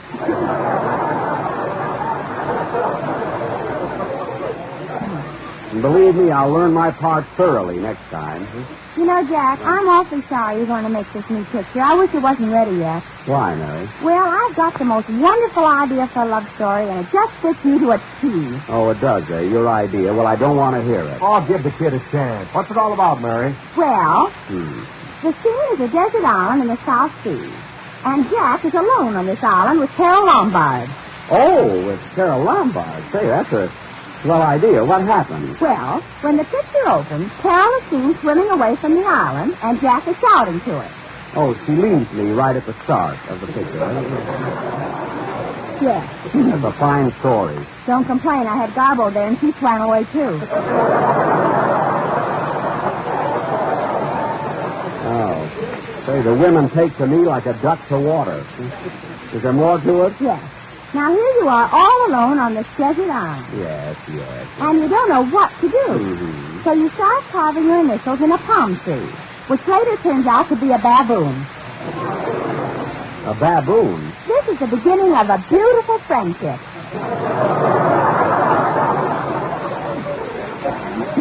I see. Well, if the baboon swims away, I quit. But if that there's a situation there, now, who could play the baboon? Maybe you could double, Jack. Quiet. Is there any more to it, Mary? Oh, sure. Now, here you are, all alone. I know. Well, all of a sudden, a bottle is washed up on the shore. A bottle? Yes. So you pick it up, pull out the cork, and 50 chorus girls jump out. Well, it's a little unbelievable, but at least I have company. Then what happens? They all swim away. Now, wait a minute, Mary. That's going too far. What's the name of your picture, anyway? Little Swimming.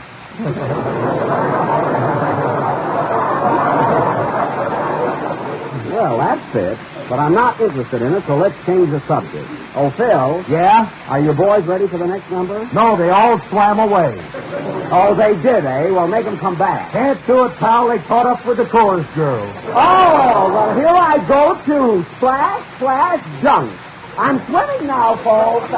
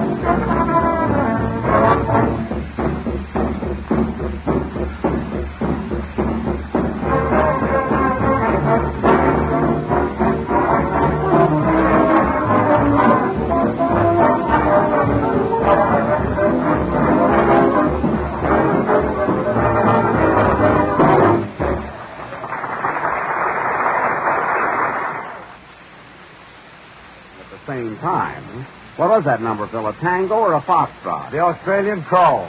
Oh, we're quite a party tonight, aren't we? Huh? Yes, and ladies and gentlemen, if you wish to enter this water carnival, swim to your nearest grocer, ring yourself out and say, "Give me a package of Jell-O. Gurgle, gurgle."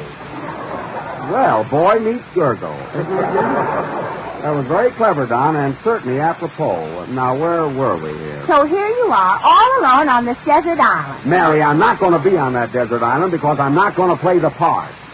Get Phil Harris to play it. Oh, no, I want the girls to swim away.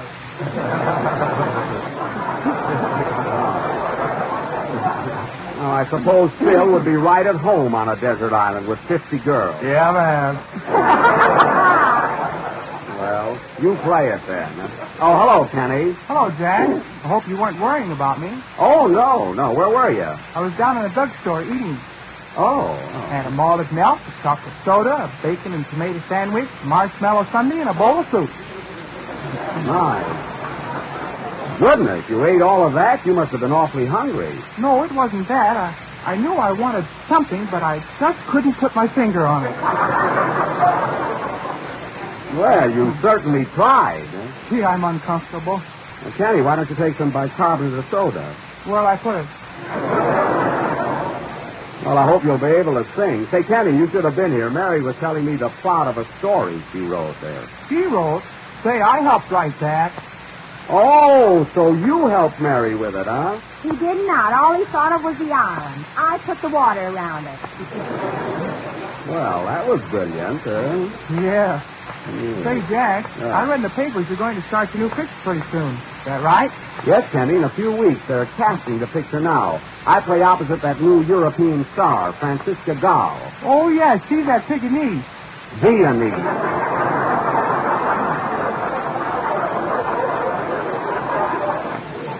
Pekingese. And she's beautiful, too. You know, she's from Vienna. Vienna? Yeah. See, that's a coincidence. Now, what's the coincidence? You're from Waukegan. That's Waukegan with a W. Anyway, Kenny's going to be a pretty swell picture. And Francisca, this girl whom I married, is, I just thought of something. Oh, this is awful. What's the matter, Jack? I promised to call her up and make a date to read the script over with her. Mary, get Miss Gall on the phone, will you, please? Wait a minute. Here's the number. Okay. Here. Operator, get me Hollywood 2734. Well, I'm kind of anxious to see her and start rehearsing, you know. I hope she doesn't think Hello? Miss Gall, please. Yes, Miss Gall from Vienna.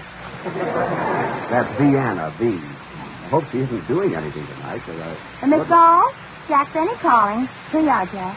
Thanks. Good evening, Miss Gall. Auf Wiedersehen. Oh, that comes later, I think. Well, what's new? I mean, what's new? Darn you, Mary. Oh, I'm fine, thank you, Miss Gall. How are you? Well, are you enjoying Hollywood? Can't be that funny. Quiet. Miss Gall, I just called to find out when you'd like me to come over for a rehearsal. Mm-hmm. Well, how about tonight after the broadcast? I said after the broadcast. Oh, yes, I'm on the radio. She just got in town, folks. You know. Well, I could get there by 9:30. Oh, that would be too late? Well, I could hurry over. I could run over. Why don't you roll over? Mary. Well, all right, Miss Gall. I'll be there right after the program. Well, goodbye. What's that? Mr. Harris? Oh, do you know Phil? Well, Miss Gall, we wouldn't want any interruptions during the rehearsal, you know. You know the old saying, three's a crowd. Oh, you don't? Well, yes, if you feel... Oh, all right, I'll be glad to bring him along. The more the merrier, I always say. Goodbye. How long have you known her, Phil? Oh, about a week. I'll be glad to go along. Yes, do that. All I want to do is rehearse and get out. Surely a matter of business with me. Well, I had nothing to do with it. She asked for me, and all I didn't say you had anything to do with it. Well, you're not mad, are you? Of course I'm not mad. Mad? What for? Oh, Jack. Oh, go ahead and sing. I've had enough of your back talk. Oh, gee whiz. Gee whiz. Well, what are you waiting for? Someday that kid will drive me nuts.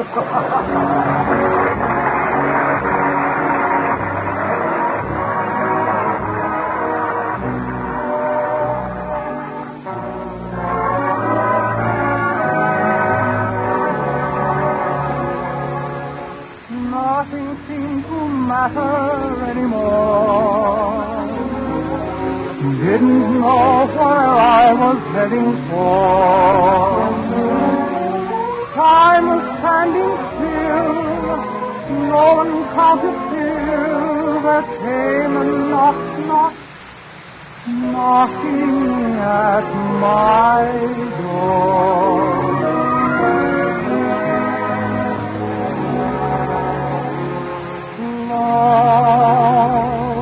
Walked right in and drove the shadows away.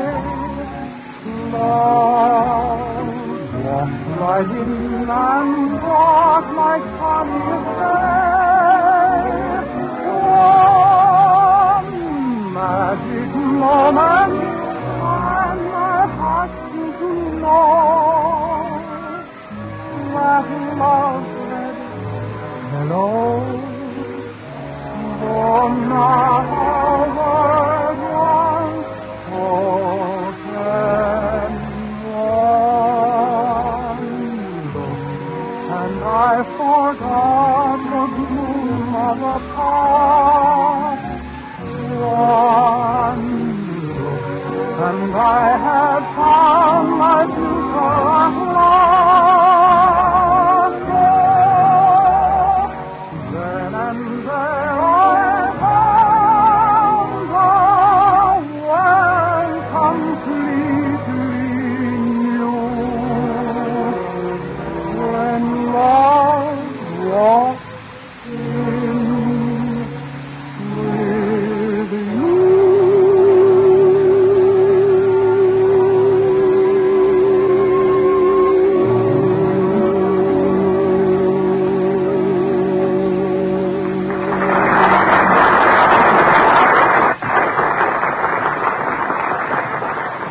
That was Love Walk In from Goldwyn Folly, sung by Kenny Baker, and was very good. And now, folks, What are you mad at, Jack? I'm not mad. When I have to rehearse with my leading lady, I don't see why the whole world has to tag along. Bill's the one that's going. I'm not. You can bet your Aunt Susie you're not. You got an Aunt Susie. What are you picking on him for? I'm the guy you're mad at. I'm not mad at anybody, so let's drop it. And now, folks, if my cast will calm down, Come down from where? cut out that Dutch comedy, Mary. Tonight, ladies and gentlemen, for our feature attraction, we are going to present a play of newspaper life. A stirring, fast-moving drama of the press entitled Behind the Front Page, or Scoop Benny's Scoop. I will play the part of Scoop Benny, editor-in-chief of the New York Daily Bulletin, a fearless journalist and the sworn enemy of gangland. The rest of my cast will be reporters. The opening scene is the editorial office of the Daily Bulletin, New York City. Curtain. Music.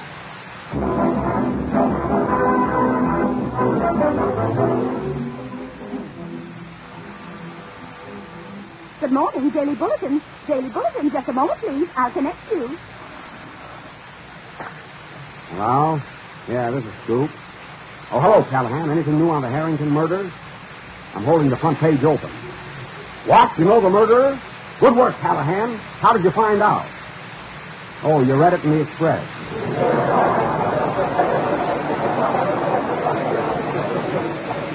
Callahan, you're fired. This paper's got the worst bunch of reporters in New York City. What's the matter, Snoop? That's true. Callahan found out who murdered Harrington, the banker. He read it in the Express. Well, who killed Harrington? Oh, gone, I forgot to ask him.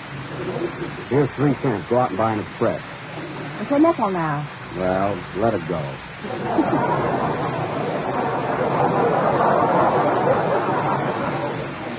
This a fine how do you do. Hey, Chief, I got it. You got what, Harris? I just found out who killed Harrington, the banker. Oh, I suppose you read it in the Express. No, the Oskaloosa Gazette. Thanks. You're fired. What, again? Oskaloosa, how did they beat us to it? How did they beat us? You didn't even know Franklin D. Roosevelt was elected until you missed Hoover in the newsreels.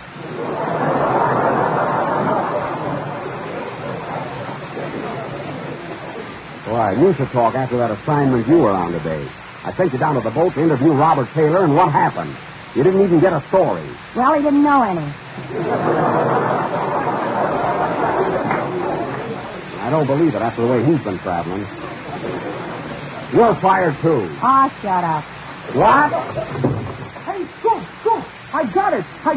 Got what, Baker? I found out who killed Harrington, the banker. Oh, where did you read it? In the Woman's Home Companion. That's ridiculous. It couldn't have been there. It was, too, right next to a recipe for angel cake. Well, how do they find the murderer? You take 2 cups of flour and a white of an egg. Get out of here!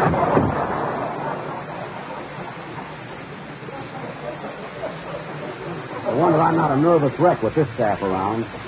Where's yesterday's paper? We didn't print one. We didn't print a paper yesterday. Why not? Nobody thought of it. Oh, it's a fine daily paper. We don't go to press as often as your pants. You said it. Is there a remote possibility that we publish a paper today? Yes, here it is. Now, let's have it. Well, of all things. Miss Stewart, send in our Broadway columnist. Yes, sir. And that guy's been getting away with murder. What's the matter, Stoop? Why, that... You sent for me, Chief? Yes, Wilson. Take a look at this column of yours. What famous dessert is that way about sliced bananas?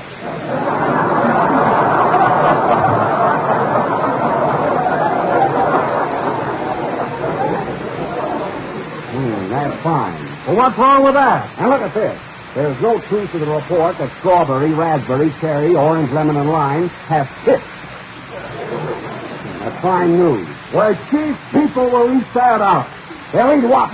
That's what I want to know. Oh, darn it, I left out Jell-O. Well, put it in right away and use those big red letters. Gotcha, Chief. Say, Livy. Yes, Stoop. I was just thinking.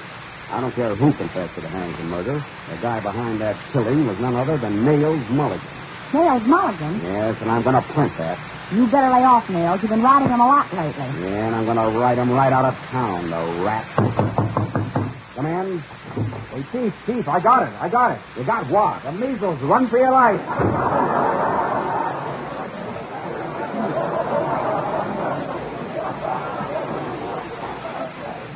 I wish he'd light. I'd fire him, too. Now, get your notebook, Livy. I want to dictate an editorial about Nails Mulligan that'll curl his hair. You better be careful. Mulligan says he's going to get you one of these days until you're full of lead. Oh, yeah? Well, listen, Livy. Bruce Benny ain't worrying about fat mug. Not me. Hey, Chief. What is it, Baker? I was just down to 16th Street and I saw Cooper's department store burned down. Right to the ground. You did? Where's your story? I didn't get one. You didn't get a story at the fire? Why not? I was toasting marshmallows.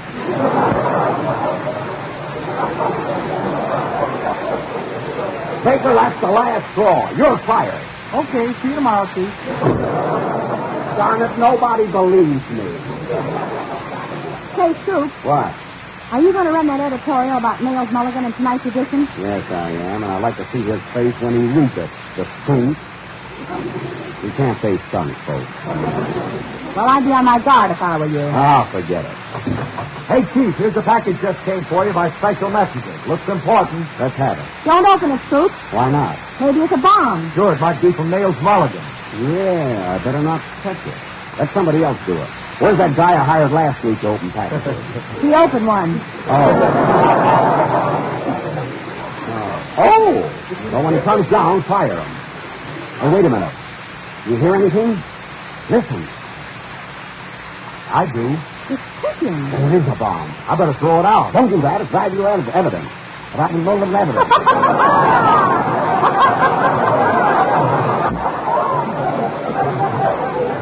Don't do that. It's a little evidence. Maybe you can find Mulligan's fingerprints on it. Hey, Libby. Yes? Get Charlie Chan on the phone right away. What's his phone number? Who ever heard of Charlie Chan at home? Let's ask the operator to get him. Okay. Operator, get me Charlie Chan. Hurry, please. What? You don't know where he is, Scoop? And try Charlie Chan at the opera. I know he was there. Get me Charlie Chan at the opera. What? He's not there either. It's still ticking. Quick, try Charlie Chan at the racetrack. Operator, get me Charlie Chan at the racetrack. What's that? Oh, Scoop. What? He wants to know what race he's in. Never mind. I know. Try Charlie Chan at Monte Carlo. And hurry, the bomb is still ticking. It's getting louder. Go on, Scoop. Hey. Operator, get me Charlie Chan at Monte Carlo. Hurry, Libby. Hurry. Oh. Hello, Charlie. I got Charlie's stamp, Scoop. Here he is. That's fine. Ask him how I can get off of this chandelier. Play, Phil.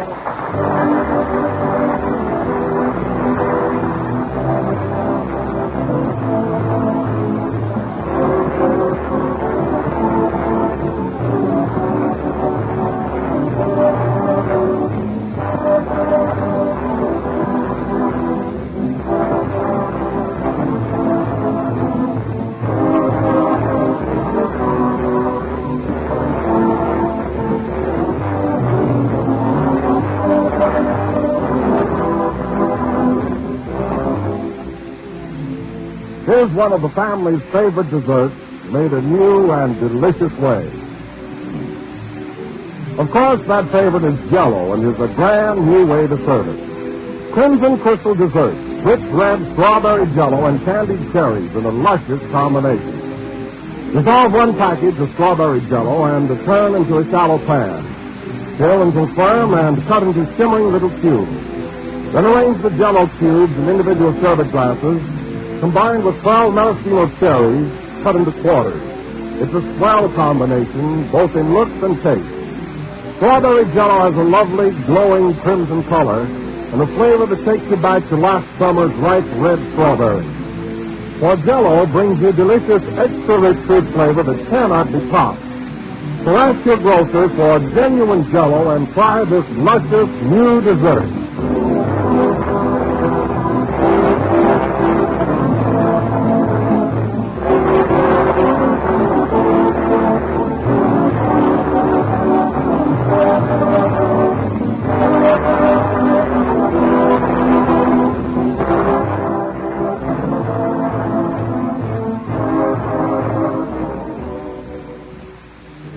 Number of the 17th program in the new Jell-O series, and we'll be with you again next Sunday night at the same time when we will present our version of Samuel Goldwyn's masterpiece, Hurricane. So remember, folks, next week we take you to that romantic island of Manakura, the South Seas, the tropics, the beautiful native girls on the beach. I bet they swim away. They will not. Good night, folks.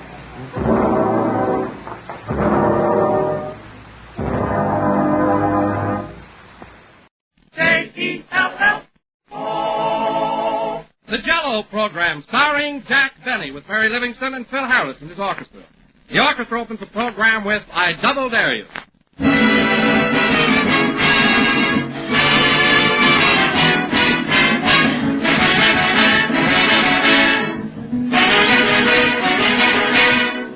There's a play that recently opened in New York City called Hooray for What? Well, here's one answer to that question. It's Jell-O, and you'll all cheer for Jell-O, because it's one of the grandest dishes you can serve. It's quick, it's inexpensive, it's delicious. And you can vary it in all sorts of ways to keep your menus different and interesting. Try Jell-O with sliced bananas or canned fruits. Decorate it with chopped nuts and whipped cream. Or make little tart shells and fill them with Jell-O. Oh, you'll think of dozens and dozens of variations because Jell-O's 6 delicious flavors lend themselves perfectly to all sorts of marvelous combinations. Strawberry, raspberry, cherry, orange, lemon, or lime. Just be sure you get genuine Jell-O. For only Jell-O brings you that delicious, extra-rich fruit flavor. Look for the big red letters on the box. They spell Jell-O.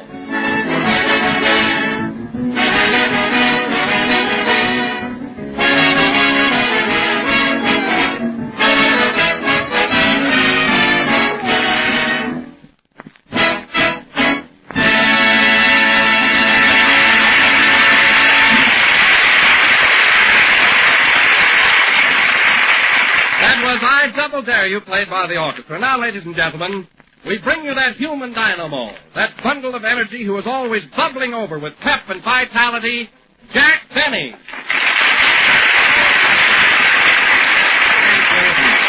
Hello again. This is Jack Benny talking. And, Don, that was an awfully nice send-off you gave me, although you picked the wrong night for it. I was never so tired in my life. I see, Jack. Then you're not bubbling over as usual. Bubbling over? John, tonight I'm not even capable of a small drool. I'm just completely worn out. Well, you were all right last week, Jack. What happened since then? It's that new picture I'm going to make, the rehearsing, the test, the costume. And on top of that, I'm having trouble getting the right makeup. Gee whiz, they ought to know how to make you up by this time. Well, they ought to, but they don't. You should see my screen test. I got a little dimple in my chin and a photograph like the Grand Canyon. Not only that, my eyes look like Minneapolis and St. Paul.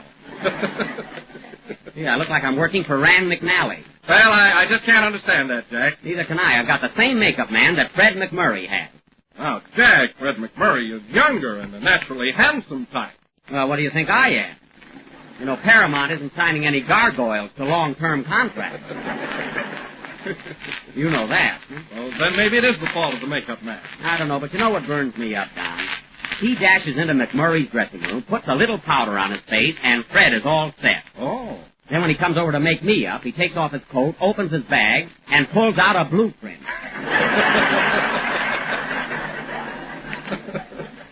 Now, I'll admit that I'm not an Adonis, but I have led a good conservative life. Oh, I'm sure you have, Jack. John, you've never seen me carousing around, have you? No, I haven't. Well, here's what kills me. That guy McMurray goes to the Trocadero one night, the Coconut Grove the next night, then the Clover Club. He stays up night after night, and I show it.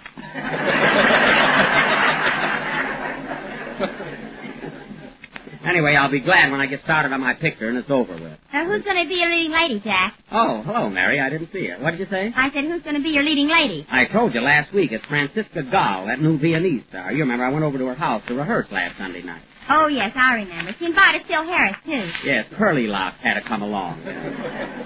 Phil spent the whole evening teaching her how to do the Big Apple, and I sat there like a worm. Every time I make a picture, Phil falls in love with my leading lady. Why don't you play opposite Rex, the Wonder Horse? Thanks, Mary. I'd look fine with a horse on my lap. What part would I play, a jockey? No, a milk wagon. Oh, quiet. And don't give me any more suggestions. Well, here comes Cupid's little ambassador now. Hello, Jack, old boy. How's the Waukegan wallflower? Fine, thank you. How's my kinky-headed leech? Oh, just dandy. I never felt better in your life. Well, stay out of my life. You certainly fixed up my rehearsal last Sunday night. I was there to work with Miss Gall, and you stand around distracting her attention. Well, I was just trying to be sociable. And then you had to suggest that I go out and buy some ice cream. What about it? Well, the least you could have done was eat it when I brought it back. Go on. I didn't want any ice cream. Oh, you didn't? Then what did you send me? Oh, I get it. You wanted to be alone with Miss Gall. I see. I thought there was something fishy about that ice cream. What flavor was it, Barracuda? I can't figure out how I could have been so gullible. Oh, hello, Kenny. Hello, Jack. What's eating you? Termites. I got a wooden head. Kenny, I always thought that you were dumb, but I'm really a sap. For plain, ordinary stupidity, I've got you back off the map. Oh, I don't know about that. Now listen, Kenny, I've got a date with a girl. Phil comes along. They want some ice cream, and I go out for it. Top that. All right. I had a date with a girl. Another fellow came along. Nobody wanted ice cream, and I still went out for it. Top that. Well. Get this. I had a date with a fellow once. His girlfriend came along and hit me in the face with a banana split. I don't think that's so funny. Well, I laughed. Yeah, and the banana split. Why, Kenny, that's a nifty. Yeah, I wish I could think of one like that every week. Well, go ahead and sing before you have a brainstorm. Banana split. Wasn't that awful, Mary? Yeah, it's a good thing he can sing. Yeah.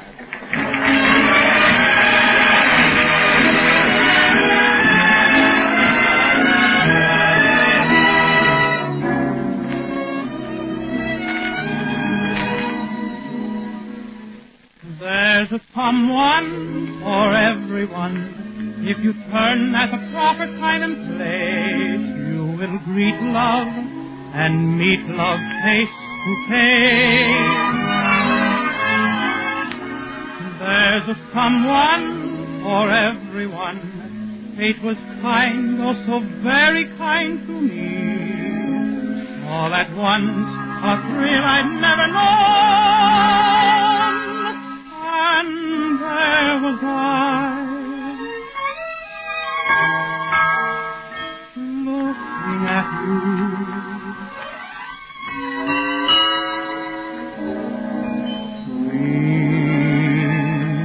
Someone, I can't resist you. Sweet someone, oh, I've missed you. Where have you been all these nights, all these days? Where was that smile that is driving me crazy?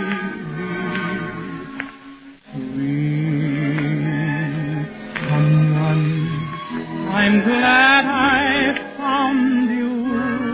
I'm building my world around you.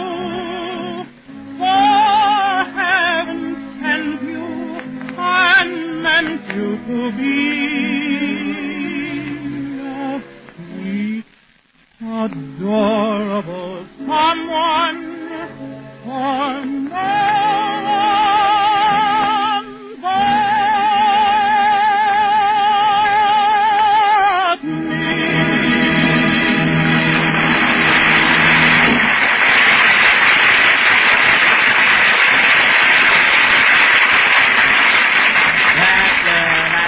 Sweet Someone from Love and Hisses, sung by our wit and humorist, Penny Baker. And now, ladies and gentlemen... What are you laughing at?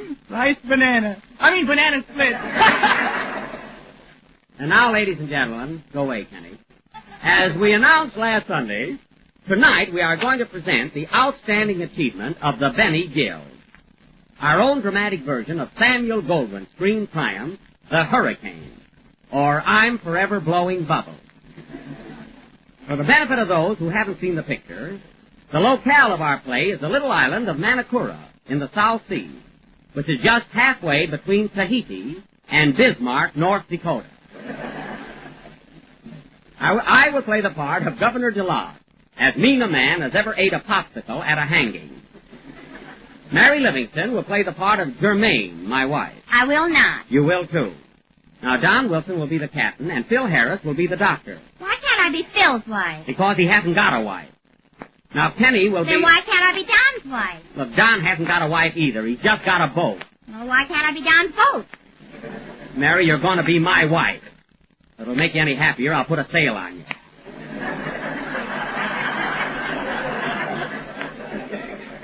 Now, Penny Baker will be one of the natives, tall, dark, and barefooted. Barefooted? Won't I catch cold? You won't catch cold. You're in the South Sea. Oh, then I'll drown. Look, Penny, you're on an island. How can you drown on an island? Don't worry, I'll find a way. I hope so. Anyway, you're a native, and that settles it. Now, in our version of this play... A native yet. Now, in our version of this play, we will endeavor to give you a vivid portrayal of how it feels to be hit on the head with a hurricane. Now, this play will go on... pardon me, folks. Hello? Hiya, Buck! Well, Andy! Hey, we expected you up here tonight. I thought you were going to be in our play. I was going to, but Ma saw the picture and thought I was too delicate for it. Oh, does she know we're going to do Hurricane tonight? I think so, Buck. She put the radio down in the cyclone cellar. Well, I'm sorry you're not going to be with us tonight, Andy. I had a swell part for you. You did? Yes, sir. You were going to be one of the natives, and there's a real hula dancer in love with you. Is she pretty? Andy, she's gorgeous. Well, wait a minute. What's that, Pa? What? What are you laughing at, Andy? Pa wants to know if she's got a friend. Oh, is your pa home? Yeah, he's here hopping around on a broom. What's he doing, sweeping the floor? No, he's been drinking again, and he thinks he's Mother Goose. Well, Andy, I'm sorry you're not coming over, but be sure and listen in, huh? I sure will. So long, Buck. So long. Well, it's too bad Andy can't be with us. Is everything all set, fellas? Yep, let's go. Okay, so now, folks, while Phil is playing the next number, we will get on an imaginary boat and sail away to the South Sea. Hit it, Phil.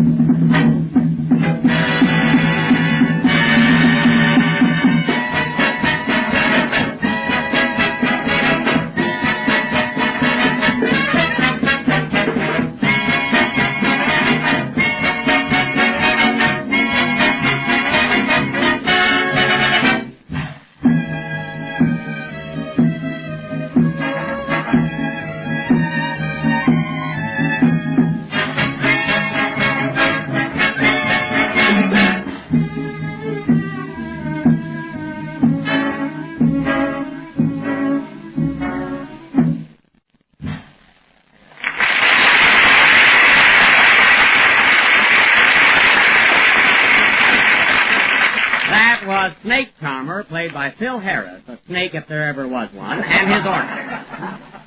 And now, ladies and gentlemen, for our featured attraction, the Hurricane. As the scene opens, we learn that Governor DeLage has sentenced Parangi, a young native, to 20 years imprisonment in Tahiti, much against the wishes of his friends and the populace of the island. The locale is the island of Manakura, the residence of Governor DeLage. And as the curtain rises, we hear in the distance the chant of one of the natives.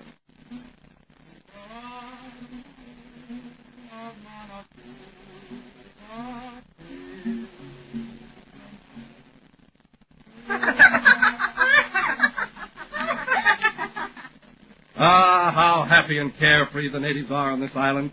How peaceful is this paradise, lost in the middle of a vast ocean. Yes, Captain, you're right, but there's only one thing wrong. I know what you mean, Doctor. We're governed by the meanest, cruelest tyrant in all the South Seas. Governor DeLage. That's me, folks. He's hard, he's stubborn, he's merciless. Yes, he's just a tropical meanie. You're right, Doctor. I wish he'd get sick so I could give him the wrong medicine. To him, the law is everything. Nothing else matters. Here comes the governor now. Look unhappy. Good evening, Governor. Good evening, Governor. Grr. That settles that. Governor, we're here to see you Silence, gentlemen. You came here again to ask me to pardon that native boy, Parangi. You're wasting your breath. I sent him to prison in Tahiti, 600 miles away, and there he must stay. But, Your Excellency, it was such a trivial offense. Ah! The captain is right. Why such a severe penalty? Because it's the law.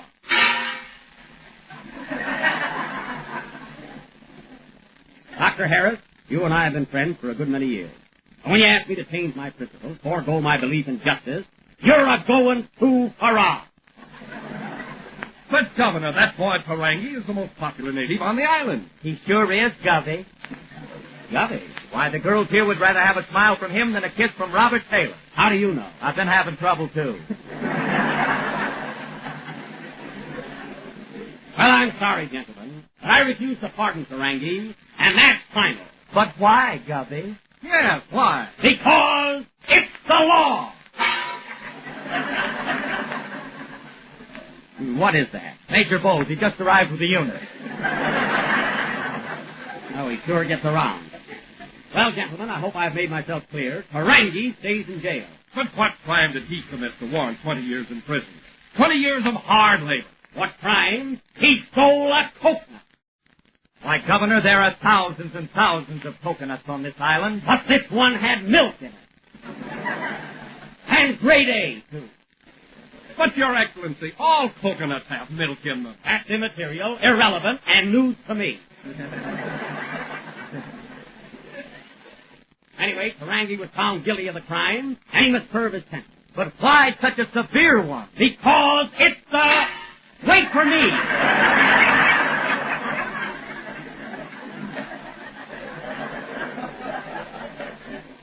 Anyway, I'm boss around here.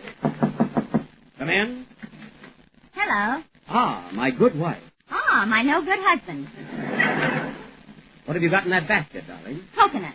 Coconut? Where did you get them? Don't worry, I bought them. Well, I'm glad to hear that. But I stole the money out of your pants.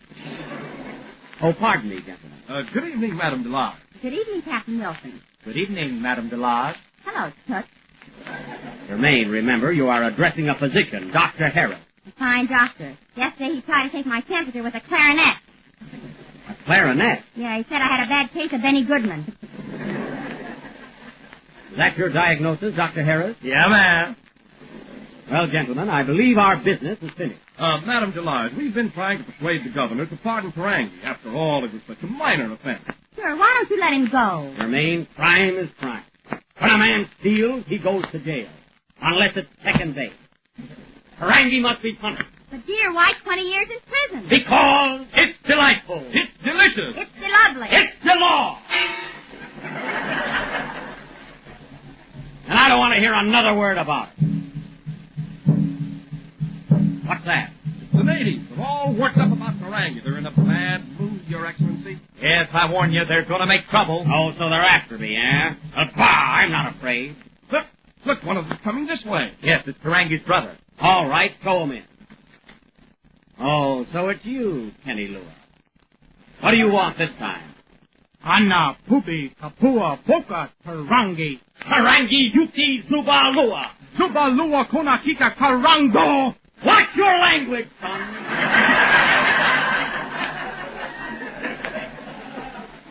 There's a lady present. Oh, I'm broad-minded. Germaine, go to your room. Oh, Kokakua Maluka. Germaine, do you know what you're saying? No, and neither do you. Now listen to me, Kenny Lua. Hola, you got Tarangi. Tarangi, Papula, Kapua, Mola, Kopi, Tila. And that's Kuba Gula. Oh, go sit on a Takalua. A fine native. You better be careful, Gubby. They're not going to take it on the chin forever. As long as I'm governor of these islands, the law will be upheld. I've made up my mind about Ferengi. Nothing can swerve me. Nothing can move me. Wait till that hurricane comes along. Hurricane? Bah. We haven't had a hurricane here in 20 years. It doesn't worry me. Then why they got this face tacked on? Because it's the law!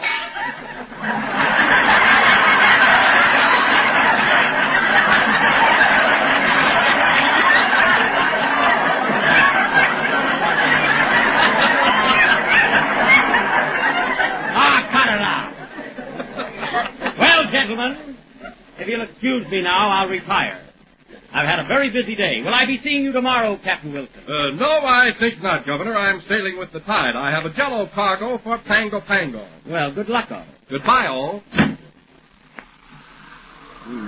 Seems to be something very peculiar in the air tonight. An eerie feeling. Have you noticed it, Doctor? Yes, and I don't like it. I remember 20 years ago when this same peculiar wind... Ah, quiet. What's that again? The natives. They're sending a message of warning. They know when there's a hurricane brewing. Ah. And look at the birds heading south. They're flying away. Well, let them fly. Yeah, we'll show them something in a few minutes. Why? You two make me sick. I'm going to bed. Gee, I'm scared. Why, it's nothing but a little wind. We've had wind before. Good night, darling. I'll see you in the morning. Look for me over Pomona. A little breeze isn't going to scare me. Fasten those shutters. What shutters? Those are my ears. Well, fasten them. Okay, throw me a bobby pin. Governor, Governor, Your Excellency, Ferengi has escaped from prison. Ferengi escaped? Yes, and he's right here on this island. Well, I'm going to get him, and he's got to go back. I'm going out to find Ferengi, and when I do... Answer the phone, Jermaine. Hello? Yes? Governor, it's Ferengi. Ferengi? Give me that phone. Hello, Ferengi. Hello, Sansa.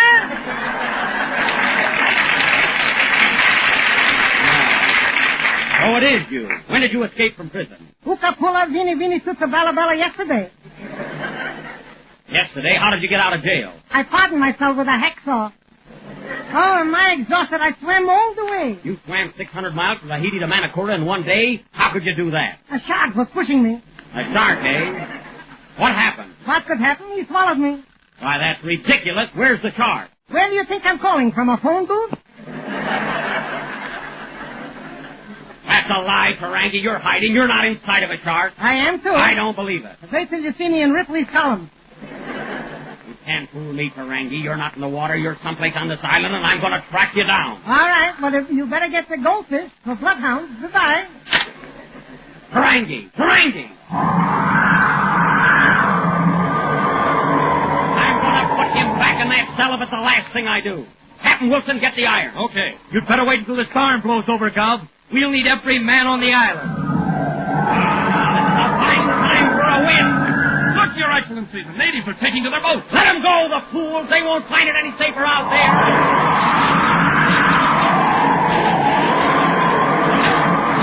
Come on, let's go. Not in this storm. Listen to that wind.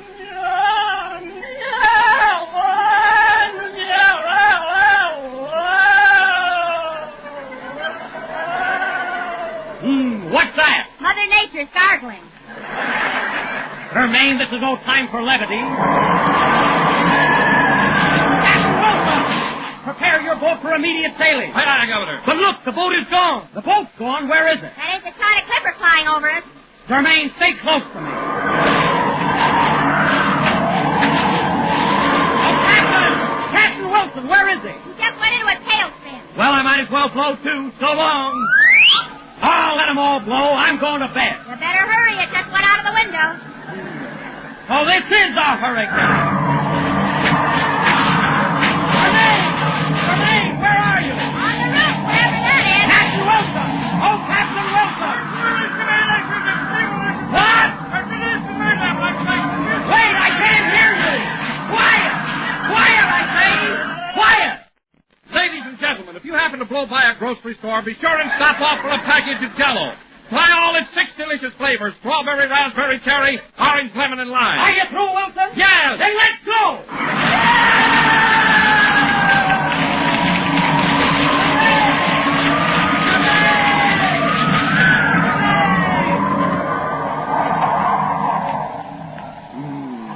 The storm is subsiding.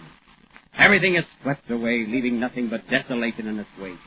Not a bird, not a flower, not a tree left on this island. Nay, not even a coconut. Out.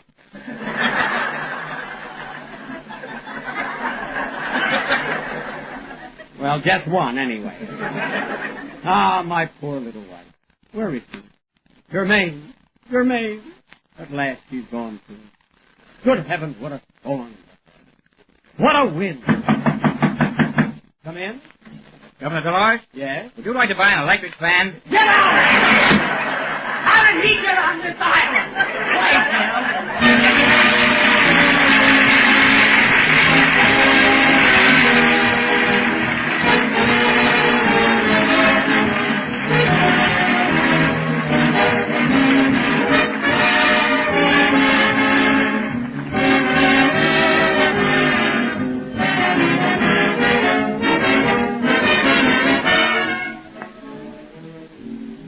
Here's a swell suggestion for this time of the year, and it's something new and different. It's orange Jell-O salad, a delicious new way to get a touch of sunshine into your winter menu. It's easy to make, and it's inexpensive, too. Dissolve 1 package of orange Jell-O, chill until slightly thickened, and then fold in 2 oranges cut up into sections, 1 cup of diced celery, and a teaspoon of vinegar. Chill until firm. Orange Jell-O salad is lovely to look at with its clear golden beauty, and it's grand to eat with oranges and crisp celery making a new and unusual combination. So try this attractive new salad tomorrow. Just be sure to use genuine Jell-O, for Jell-O brings you that luscious, extra-rich fruit flavor. So remember, whether it's for salads or desserts, always ask your grocer for Jell-O.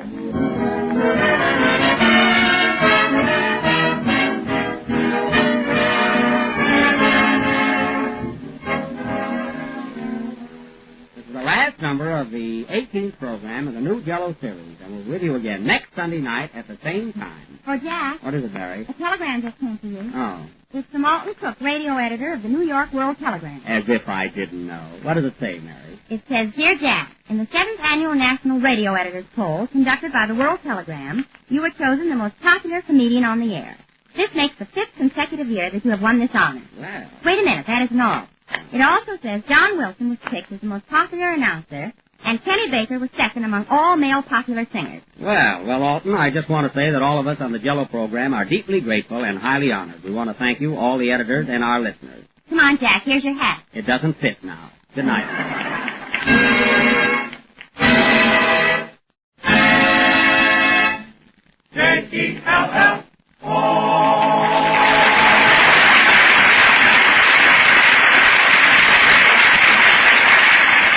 Kenny Baker appears on the Jell-O program through courtesy of Mervyn LeRoy Productions. This is the National Broadcasting Company.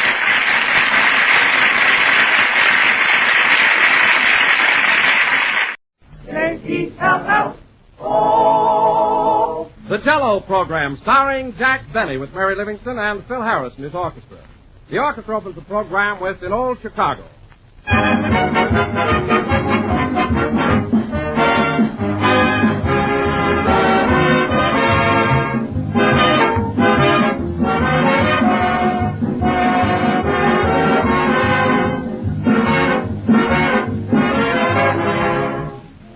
This is the shortest month of the year, but even so, there are plenty of days to enjoy Jell-O.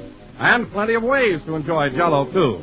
For no matter how you serve it, plain or combined with fruits or topped with whipped cream, Jell-O is always delicious. That's because it's crammed with delicious extra-rich fruit flavor. The luscious, satisfying, real fruit taste that makes Jell-O America's favorite dessert. No other gelatin dessert brings you Jell-O's extra-rich fruit flavor. No other can top it for sheer delightful goodness.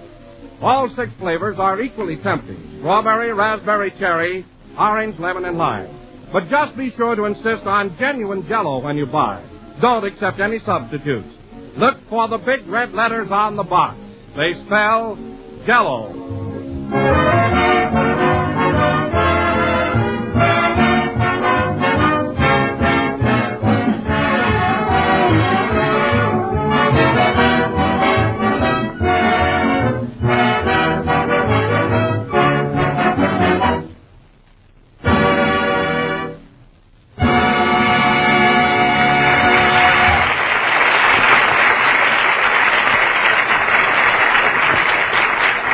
That was An Old Chicago from the picture of the same name, played by Phil Harris and his orchestra.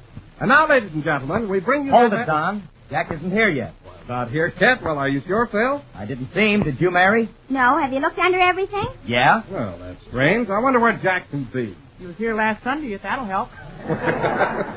Maybe he met somebody on the way over and they stopped off to eat. Now, it wouldn't take him that long, would it? It would if the other guy didn't pick up the check. I think you better call up his house. Yeah. Number, please. Operator, get me Hollywood 3981 and hurry up, hurry. Oh, keep your shirt on. Hello, Mr. Benny's resident. Hey, Rochester, is Mr. Benny there? Yes, sir, but he's still in bed. Bed? Well, now, you go and wake him up and tell him the program started. Is he on it today? Why, of course he is. Now, you better get right down here. Okay, but I hate to wake him up just for that. Doggone, why don't they let that man rest? He sure looks happy there. He must be dreaming about a blonde. It's a brunette. Hey, Mr. Benny. Mr. Benny. Hello again. Oh, good morning, Rochester. Good morning. Morning, man. Morning came and went and almost is again. My goodness, is it as late as that? Yes, sir. Mr. Wilson just called up and said... Wilson? Hey, I've got a program to do. Rochester, this is a fine thing. I told you to call me at 12 o'clock. I was out playing polo then.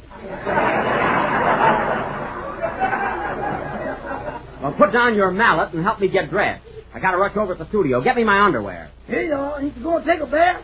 I haven't time for a bath. Anyway, I can miss one day. Okay, but I better dust you off.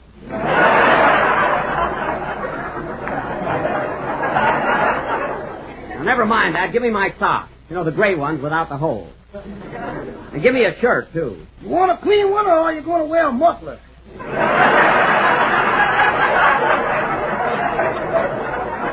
Well, of course I want a clean one. Gosh, how could I oversleep 8 hours? If you ever let me do that again, Rochester, you won't get that raise I promised you. There goes nothing. Is that so? Look, I'll answer the door. Get me my shoes. They're under the bed. All right, I'm coming. Yes, sir, what is it? Pardon me, I have a package here for Mr. Homer Truffle. Homer Truffle? I'm sorry, but you got the wrong place. I'm right here, Mr. Truffle. Look, I'm in a hurry. I'm not Homer Truffle. I don't even know Homer Truffle. Well, you should. He's an awfully nice fellow. Goodbye.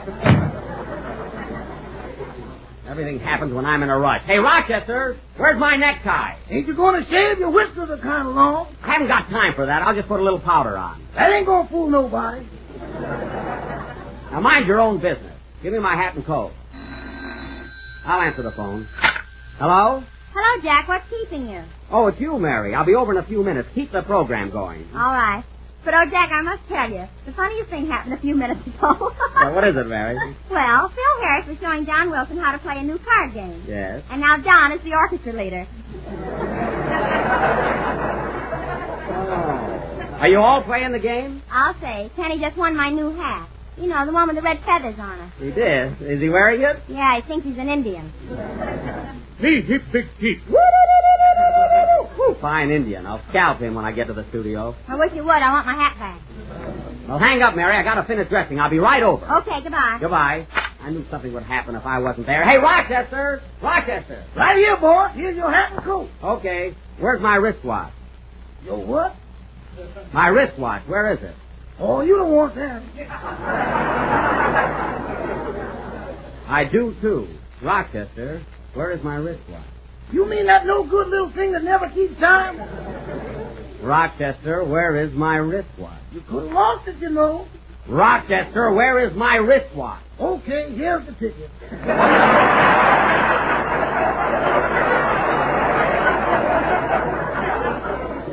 I thought so. Why, Rochester? You're the third degreeest man I ever worked for. Never mind that. You pawned my watch. How much did you get on it? $8. $8? Yeah, I could never get over $5.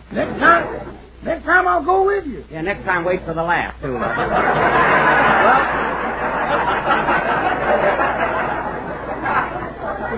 Well, I'll take this up with you later. So long. Goodbye, boy. Fine butler I've got after all I've done. Oh, taxi, NBC studio, quick. Hey, Mr. Benny. Mr. Benny. I'm in a hurry, Rochester. What is it? Ain't you going to wear no pants? Pants? Well, of all the... Wait a minute, driver. I'll be right out. Gee, I hope the neighbors weren't looking.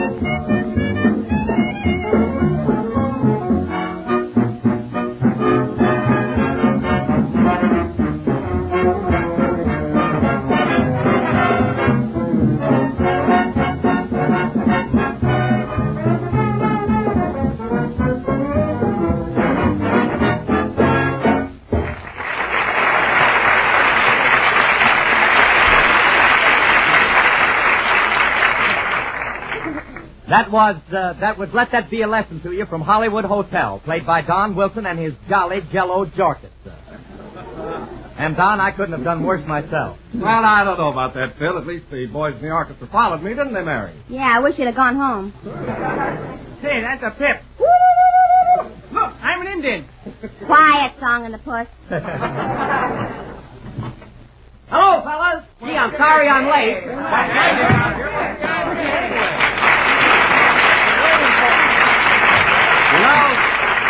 You know, this is the first time I've ever overslept that much. Imagine, 18 hours. The Sandman must have slugged you. And say, Mary, the most awful thing happened to me. I was in such a hurry, I rushed out of the house without my pants. And I had to go back, I didn't put them on. I tell you, I was never so embarrassed in my life. Imagine going out without my pants. Well, just turn them around now and you'll be all set. Oh. Well, I can do that later. Say, Jack. What? You know, the same thing happened to me once. What's that, Kenny? I got up at 6 o'clock one morning to go to work and put my pants on backwards. Uh-huh. And then I walked by the mirror and thought I was just coming in, so I went back to bed again. I bet you must have felt silly, huh? And then when I went to bed, I put my pajamas on backwards and thought I was just getting up. Oh, quiet.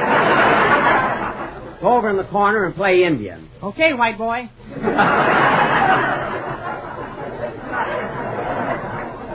Say, Phil. Yes, Jack? What's this I hear about Don winning your orchestra from you? That's his tough luck.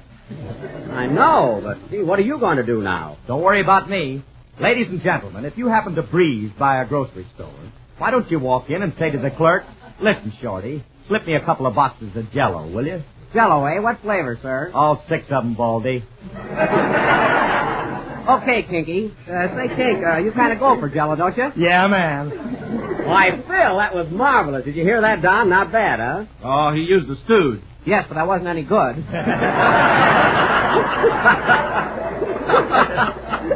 Oh, cheer up, Don. After all, you did lead the orchestra. Say, how were you anyway? Well, Jack, we started off pizzicato, ripped through the allegretto, and when we got to the crescendo, believe me, Jack, it was fortissimo. It was? What does he mean, Phil? Don't ask me. I'm a civilian now. Oh, well, anyway, a change like this is good once in a while. Believe me. Come in. Special delivery for Mary Livingston. Oh, it's from my mother. How do you know? You haven't even seen it. Probably isn't from your mother at all. It is, too. Oh. Well, Mary, open it up. Let's hear what the Plainfield Mrs. Fiddler has to say. Just a minute. Sign here, please. Oh, yes. Here, Bud, here's a tip for you. You got change for a quarter? No, I left my wallet on my yacht. I never heard such impudence. Oh, why didn't you give him the whole quarter? It wouldn't break you. Mary, you know that's an eagle on a quarter, not a homing pigeon.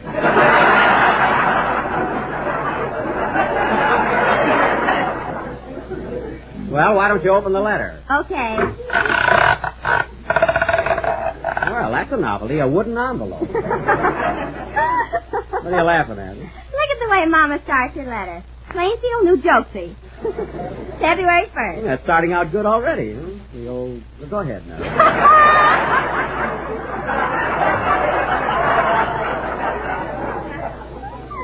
My dear daughter Mary, received your letter and thanks very much for sending us a check for our anniversary. You shouldn't have done it. Well, that was sweet, Mary. I gave your father the check to send back to you, and he has a brand new suit to prove it.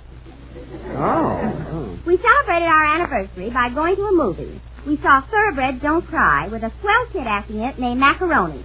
Macaroni? That's Mickey Rooney. Macaroni. Your Uncle Otto, who dropped in for Thanksgiving and stayed 4 months, has promised to leave next Thursday. He better, as your father, put a time bomb under his bed. Well, that's one way of getting him out. I think your father means it, as he has already ordered a new roof. Well. I must tell you what happened yesterday. Your brother Hillard swallowed his harmonica, and now we can't get him to play anything unless we put a nickel in his nose. Commercial little fellow, isn't he? Go ahead, Mary. You remember how much trouble your sister Babe had with her eyes? Well, the doctor said she doesn't have to wear glasses anymore. That's good. We think she does. And she came in the house last night and said, "Hello, Papa," to the gas stove. Oh, well, that's awful, isn't it? We didn't want to make her feel bad, though, so this morning we cooked breakfast on your father. Well, that's just trying to be funny. No other news? Mm-hmm. Oh, so close now. Give my love to the whole gang and say hello to Jack. Your affectionate mother, Bubbles Livingston. Bubbles? Well. P.S. Oh, gee, more stuff, huh? Please ask Kenny Baker to sing By Mere Biscuit, as he is the only one who hasn't done it yet. Say, she's right at that. Hey, Kenny, do you know By Mere Biscuit? Oh, I think I do. How does it go? You know, By Mere Biscuit, so let me explain. Dum dum dum da dum dum dum dum dum. You get it, Kenny? What's left of it? Well, sing it. Play Phil or Don or whoever owns the orchestra.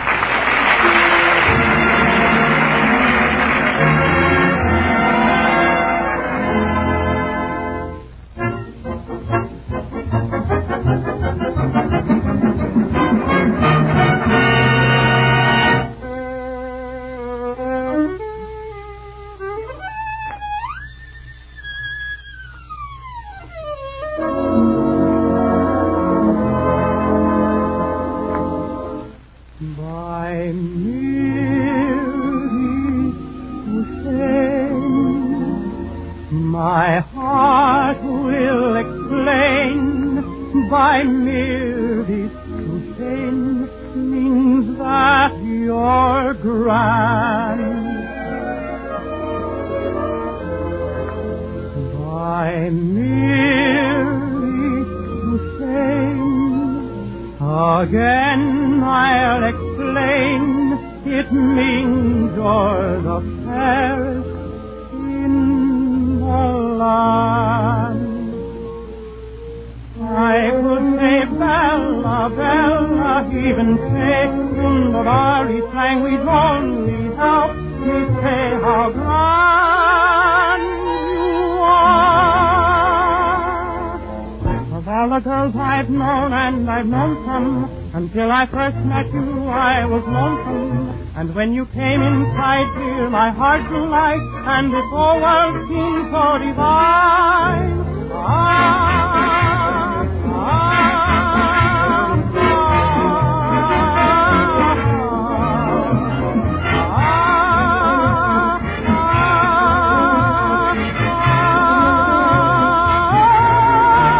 I could say Bella, Bella, even say Wunderbar, sang we'd only help me say how grand you are.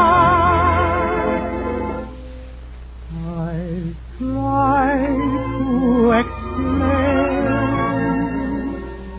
by merely to say, so kiss me and say you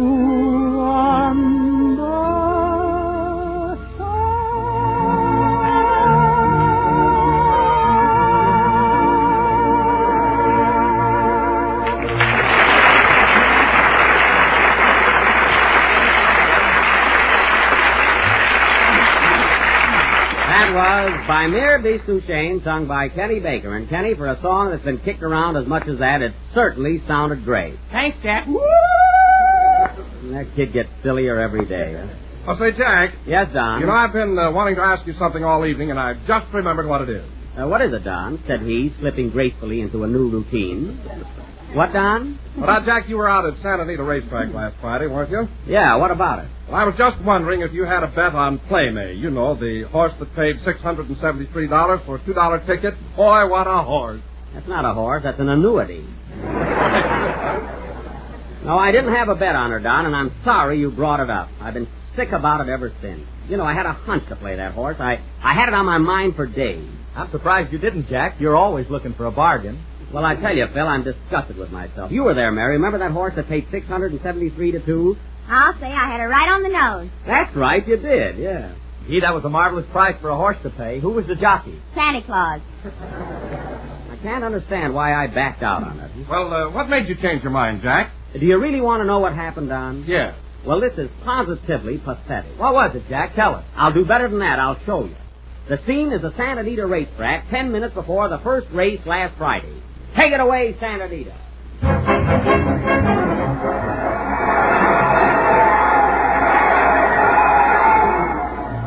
Gee, it's sure crowded here today, isn't it, Marion? Yeah. Are you going to bet on anything in the first race, Jack? Look, Mary, I've got a hunch on a long shot. A horse called Playmate. Well, that horse ought to pay 100 to 1. Don't tell me you're going to bet a whole $1. $1? I'm going to bet 2. That's what I think of her. Must be love. Now, listen to this hunch. The horse's name is Playmate, isn't it? Yes? Well, for years, I've been saying Play Phil, haven't I? You get it? Play Phil. Yeah, but the horse's name is Playmate. All right, Smarty, I'm not through. What month was I born in? February. Well, can't you see it's only 2 months from February to May? Play May. I tell you, I can't lose. Oh, I don't know. And not only that, but look how it works out. The horse's name is Playmate. Now spell May backwards. Y-A-M. Yam. There you are, yam. And you know I'm crazy about sweet potatoes. I tell you, Mary, it's in the bag. Well, I don't care. I'm going to bet on the favorite, Negret. I got a hunch, too. Negret? What's your hunch? Well, I've got 2 knees, and I feel gret today. Now, that's silly. Well, anyway, I'm going over to the window and bet on Playmate. That's the horse, believe me. Now, you wait here. Okay. Hello, Jack. Oh, hello, Kenny. Say, who have you got in the first race? Well, Jack, I don't know much about picking horses. Gosh, I don't know whether to bet on City Slicker or Berenda. What do you think? Well, I wouldn't know what to tell you, Kenny. Of course, one horse is a gelding and the other is a filly. You know. What do you mean, Jack? Well, one is a male and the other is a female. Oh, are there 2 kinds? Look, Kenny, I can save you a lot of trouble. Just bet on a horse called Playmate. It's going to come in and pay you a fortune. She will? Sure. Take my advice, Kenny. Put $2 on his nose. All right, lend me $2, will you? Kenny, I'm not a finance company. See you later. Hey, Jack. What is it, Mary? I was just talking to Bing Crosby, and he said you couldn't make any bets till the 4th race. Why? Then you can lose your money on his horse. Well, I'm not going to put any more money on Crosby's horses. I bet on one last week, and he stopped right in the home stretch and sang, I Surrender Dear.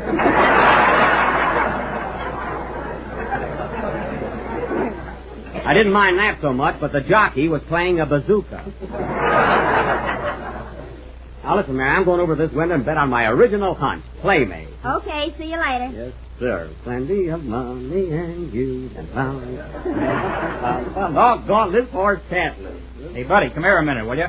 What is it? Now, listen, pal. I'm going to give you a tip that's so hot you can fry an egg on it. I'm sorry, mister. I've had breakfast. Besides, I'm putting my money on Playmate. Playmate? Why, that nag couldn't win if you put a diesel engine there.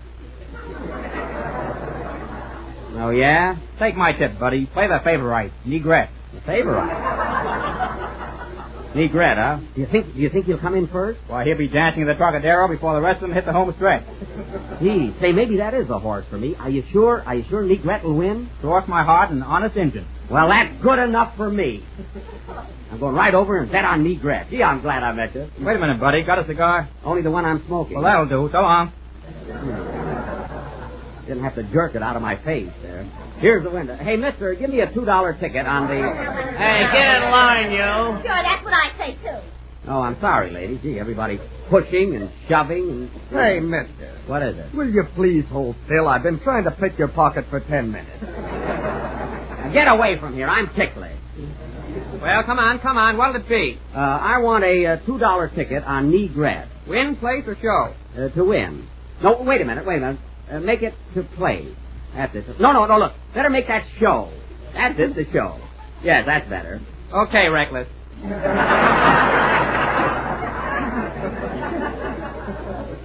Here's my $2. Thanks. Well, let go of it. Well, don't rush me. They never see it again. Hey, Mary. Yeah? I just bought a ticket. I changed my horse to the one you had, Negret. That's funny. I changed mine to Playmate.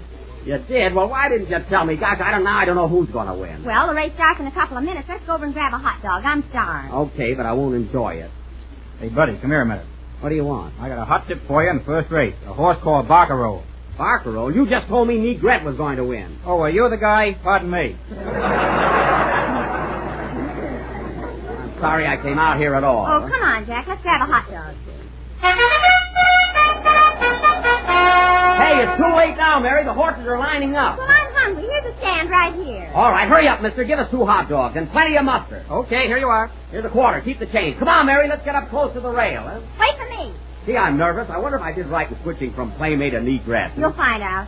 Gosh, I'm excited. Mary, give me the binoculars. Here you are. Thanks.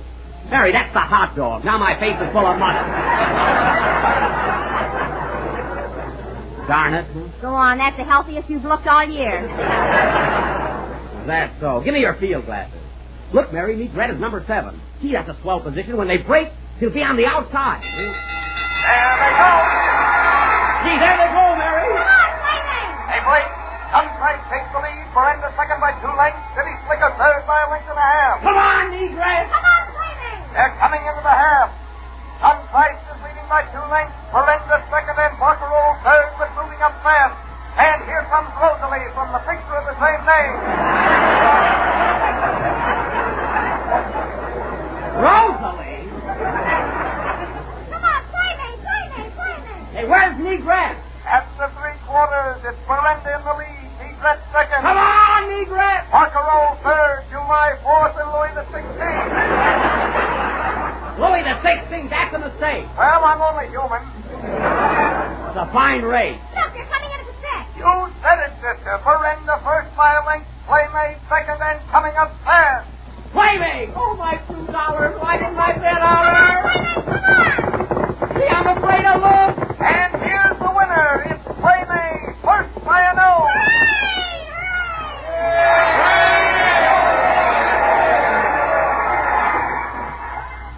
You see, Don, that's exactly what happened to me last Friday at Santa Anita. Oh, that's too bad, Jack. You should have followed your hunch. Why, certainly.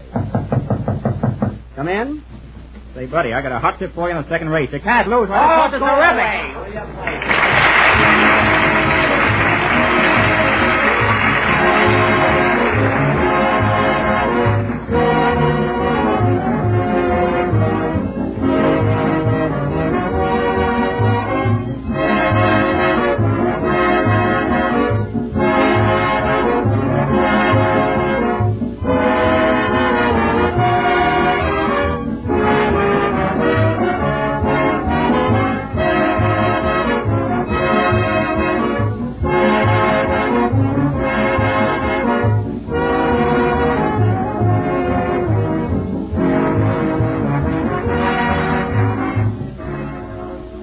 If you're looking for a swell new dessert that's delicious and tempting, here's the answer.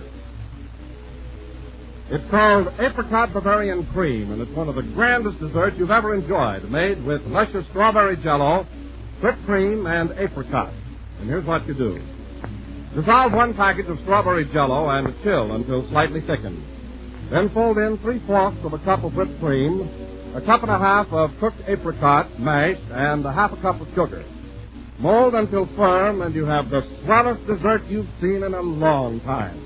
It's a rich, creamy rose color, and it's a perfect flavor combination, for apricots and strawberry jello taste simply grand together. Just be sure to make your apricot Bavarian cream with genuine jello, for there's only one jello, and only jello brings you that delicious extra rich fruit flavor. Ask your grocer for jello.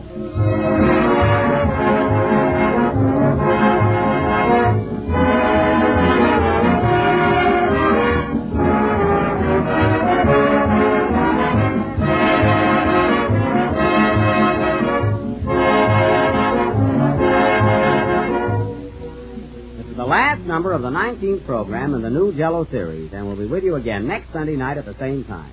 And the moral of our little playlet is, never bet on a sure thing unless you're sure it's a sure thing. What's that, Mary? Your horse just came in. I knew he'd come through. Good night, folks.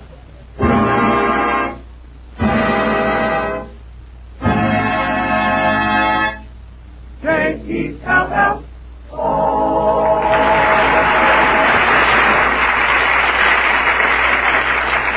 Baker appears on the Jello program through courtesy of Mervyn LeRoy Productions. This is the National Broadcasting Company.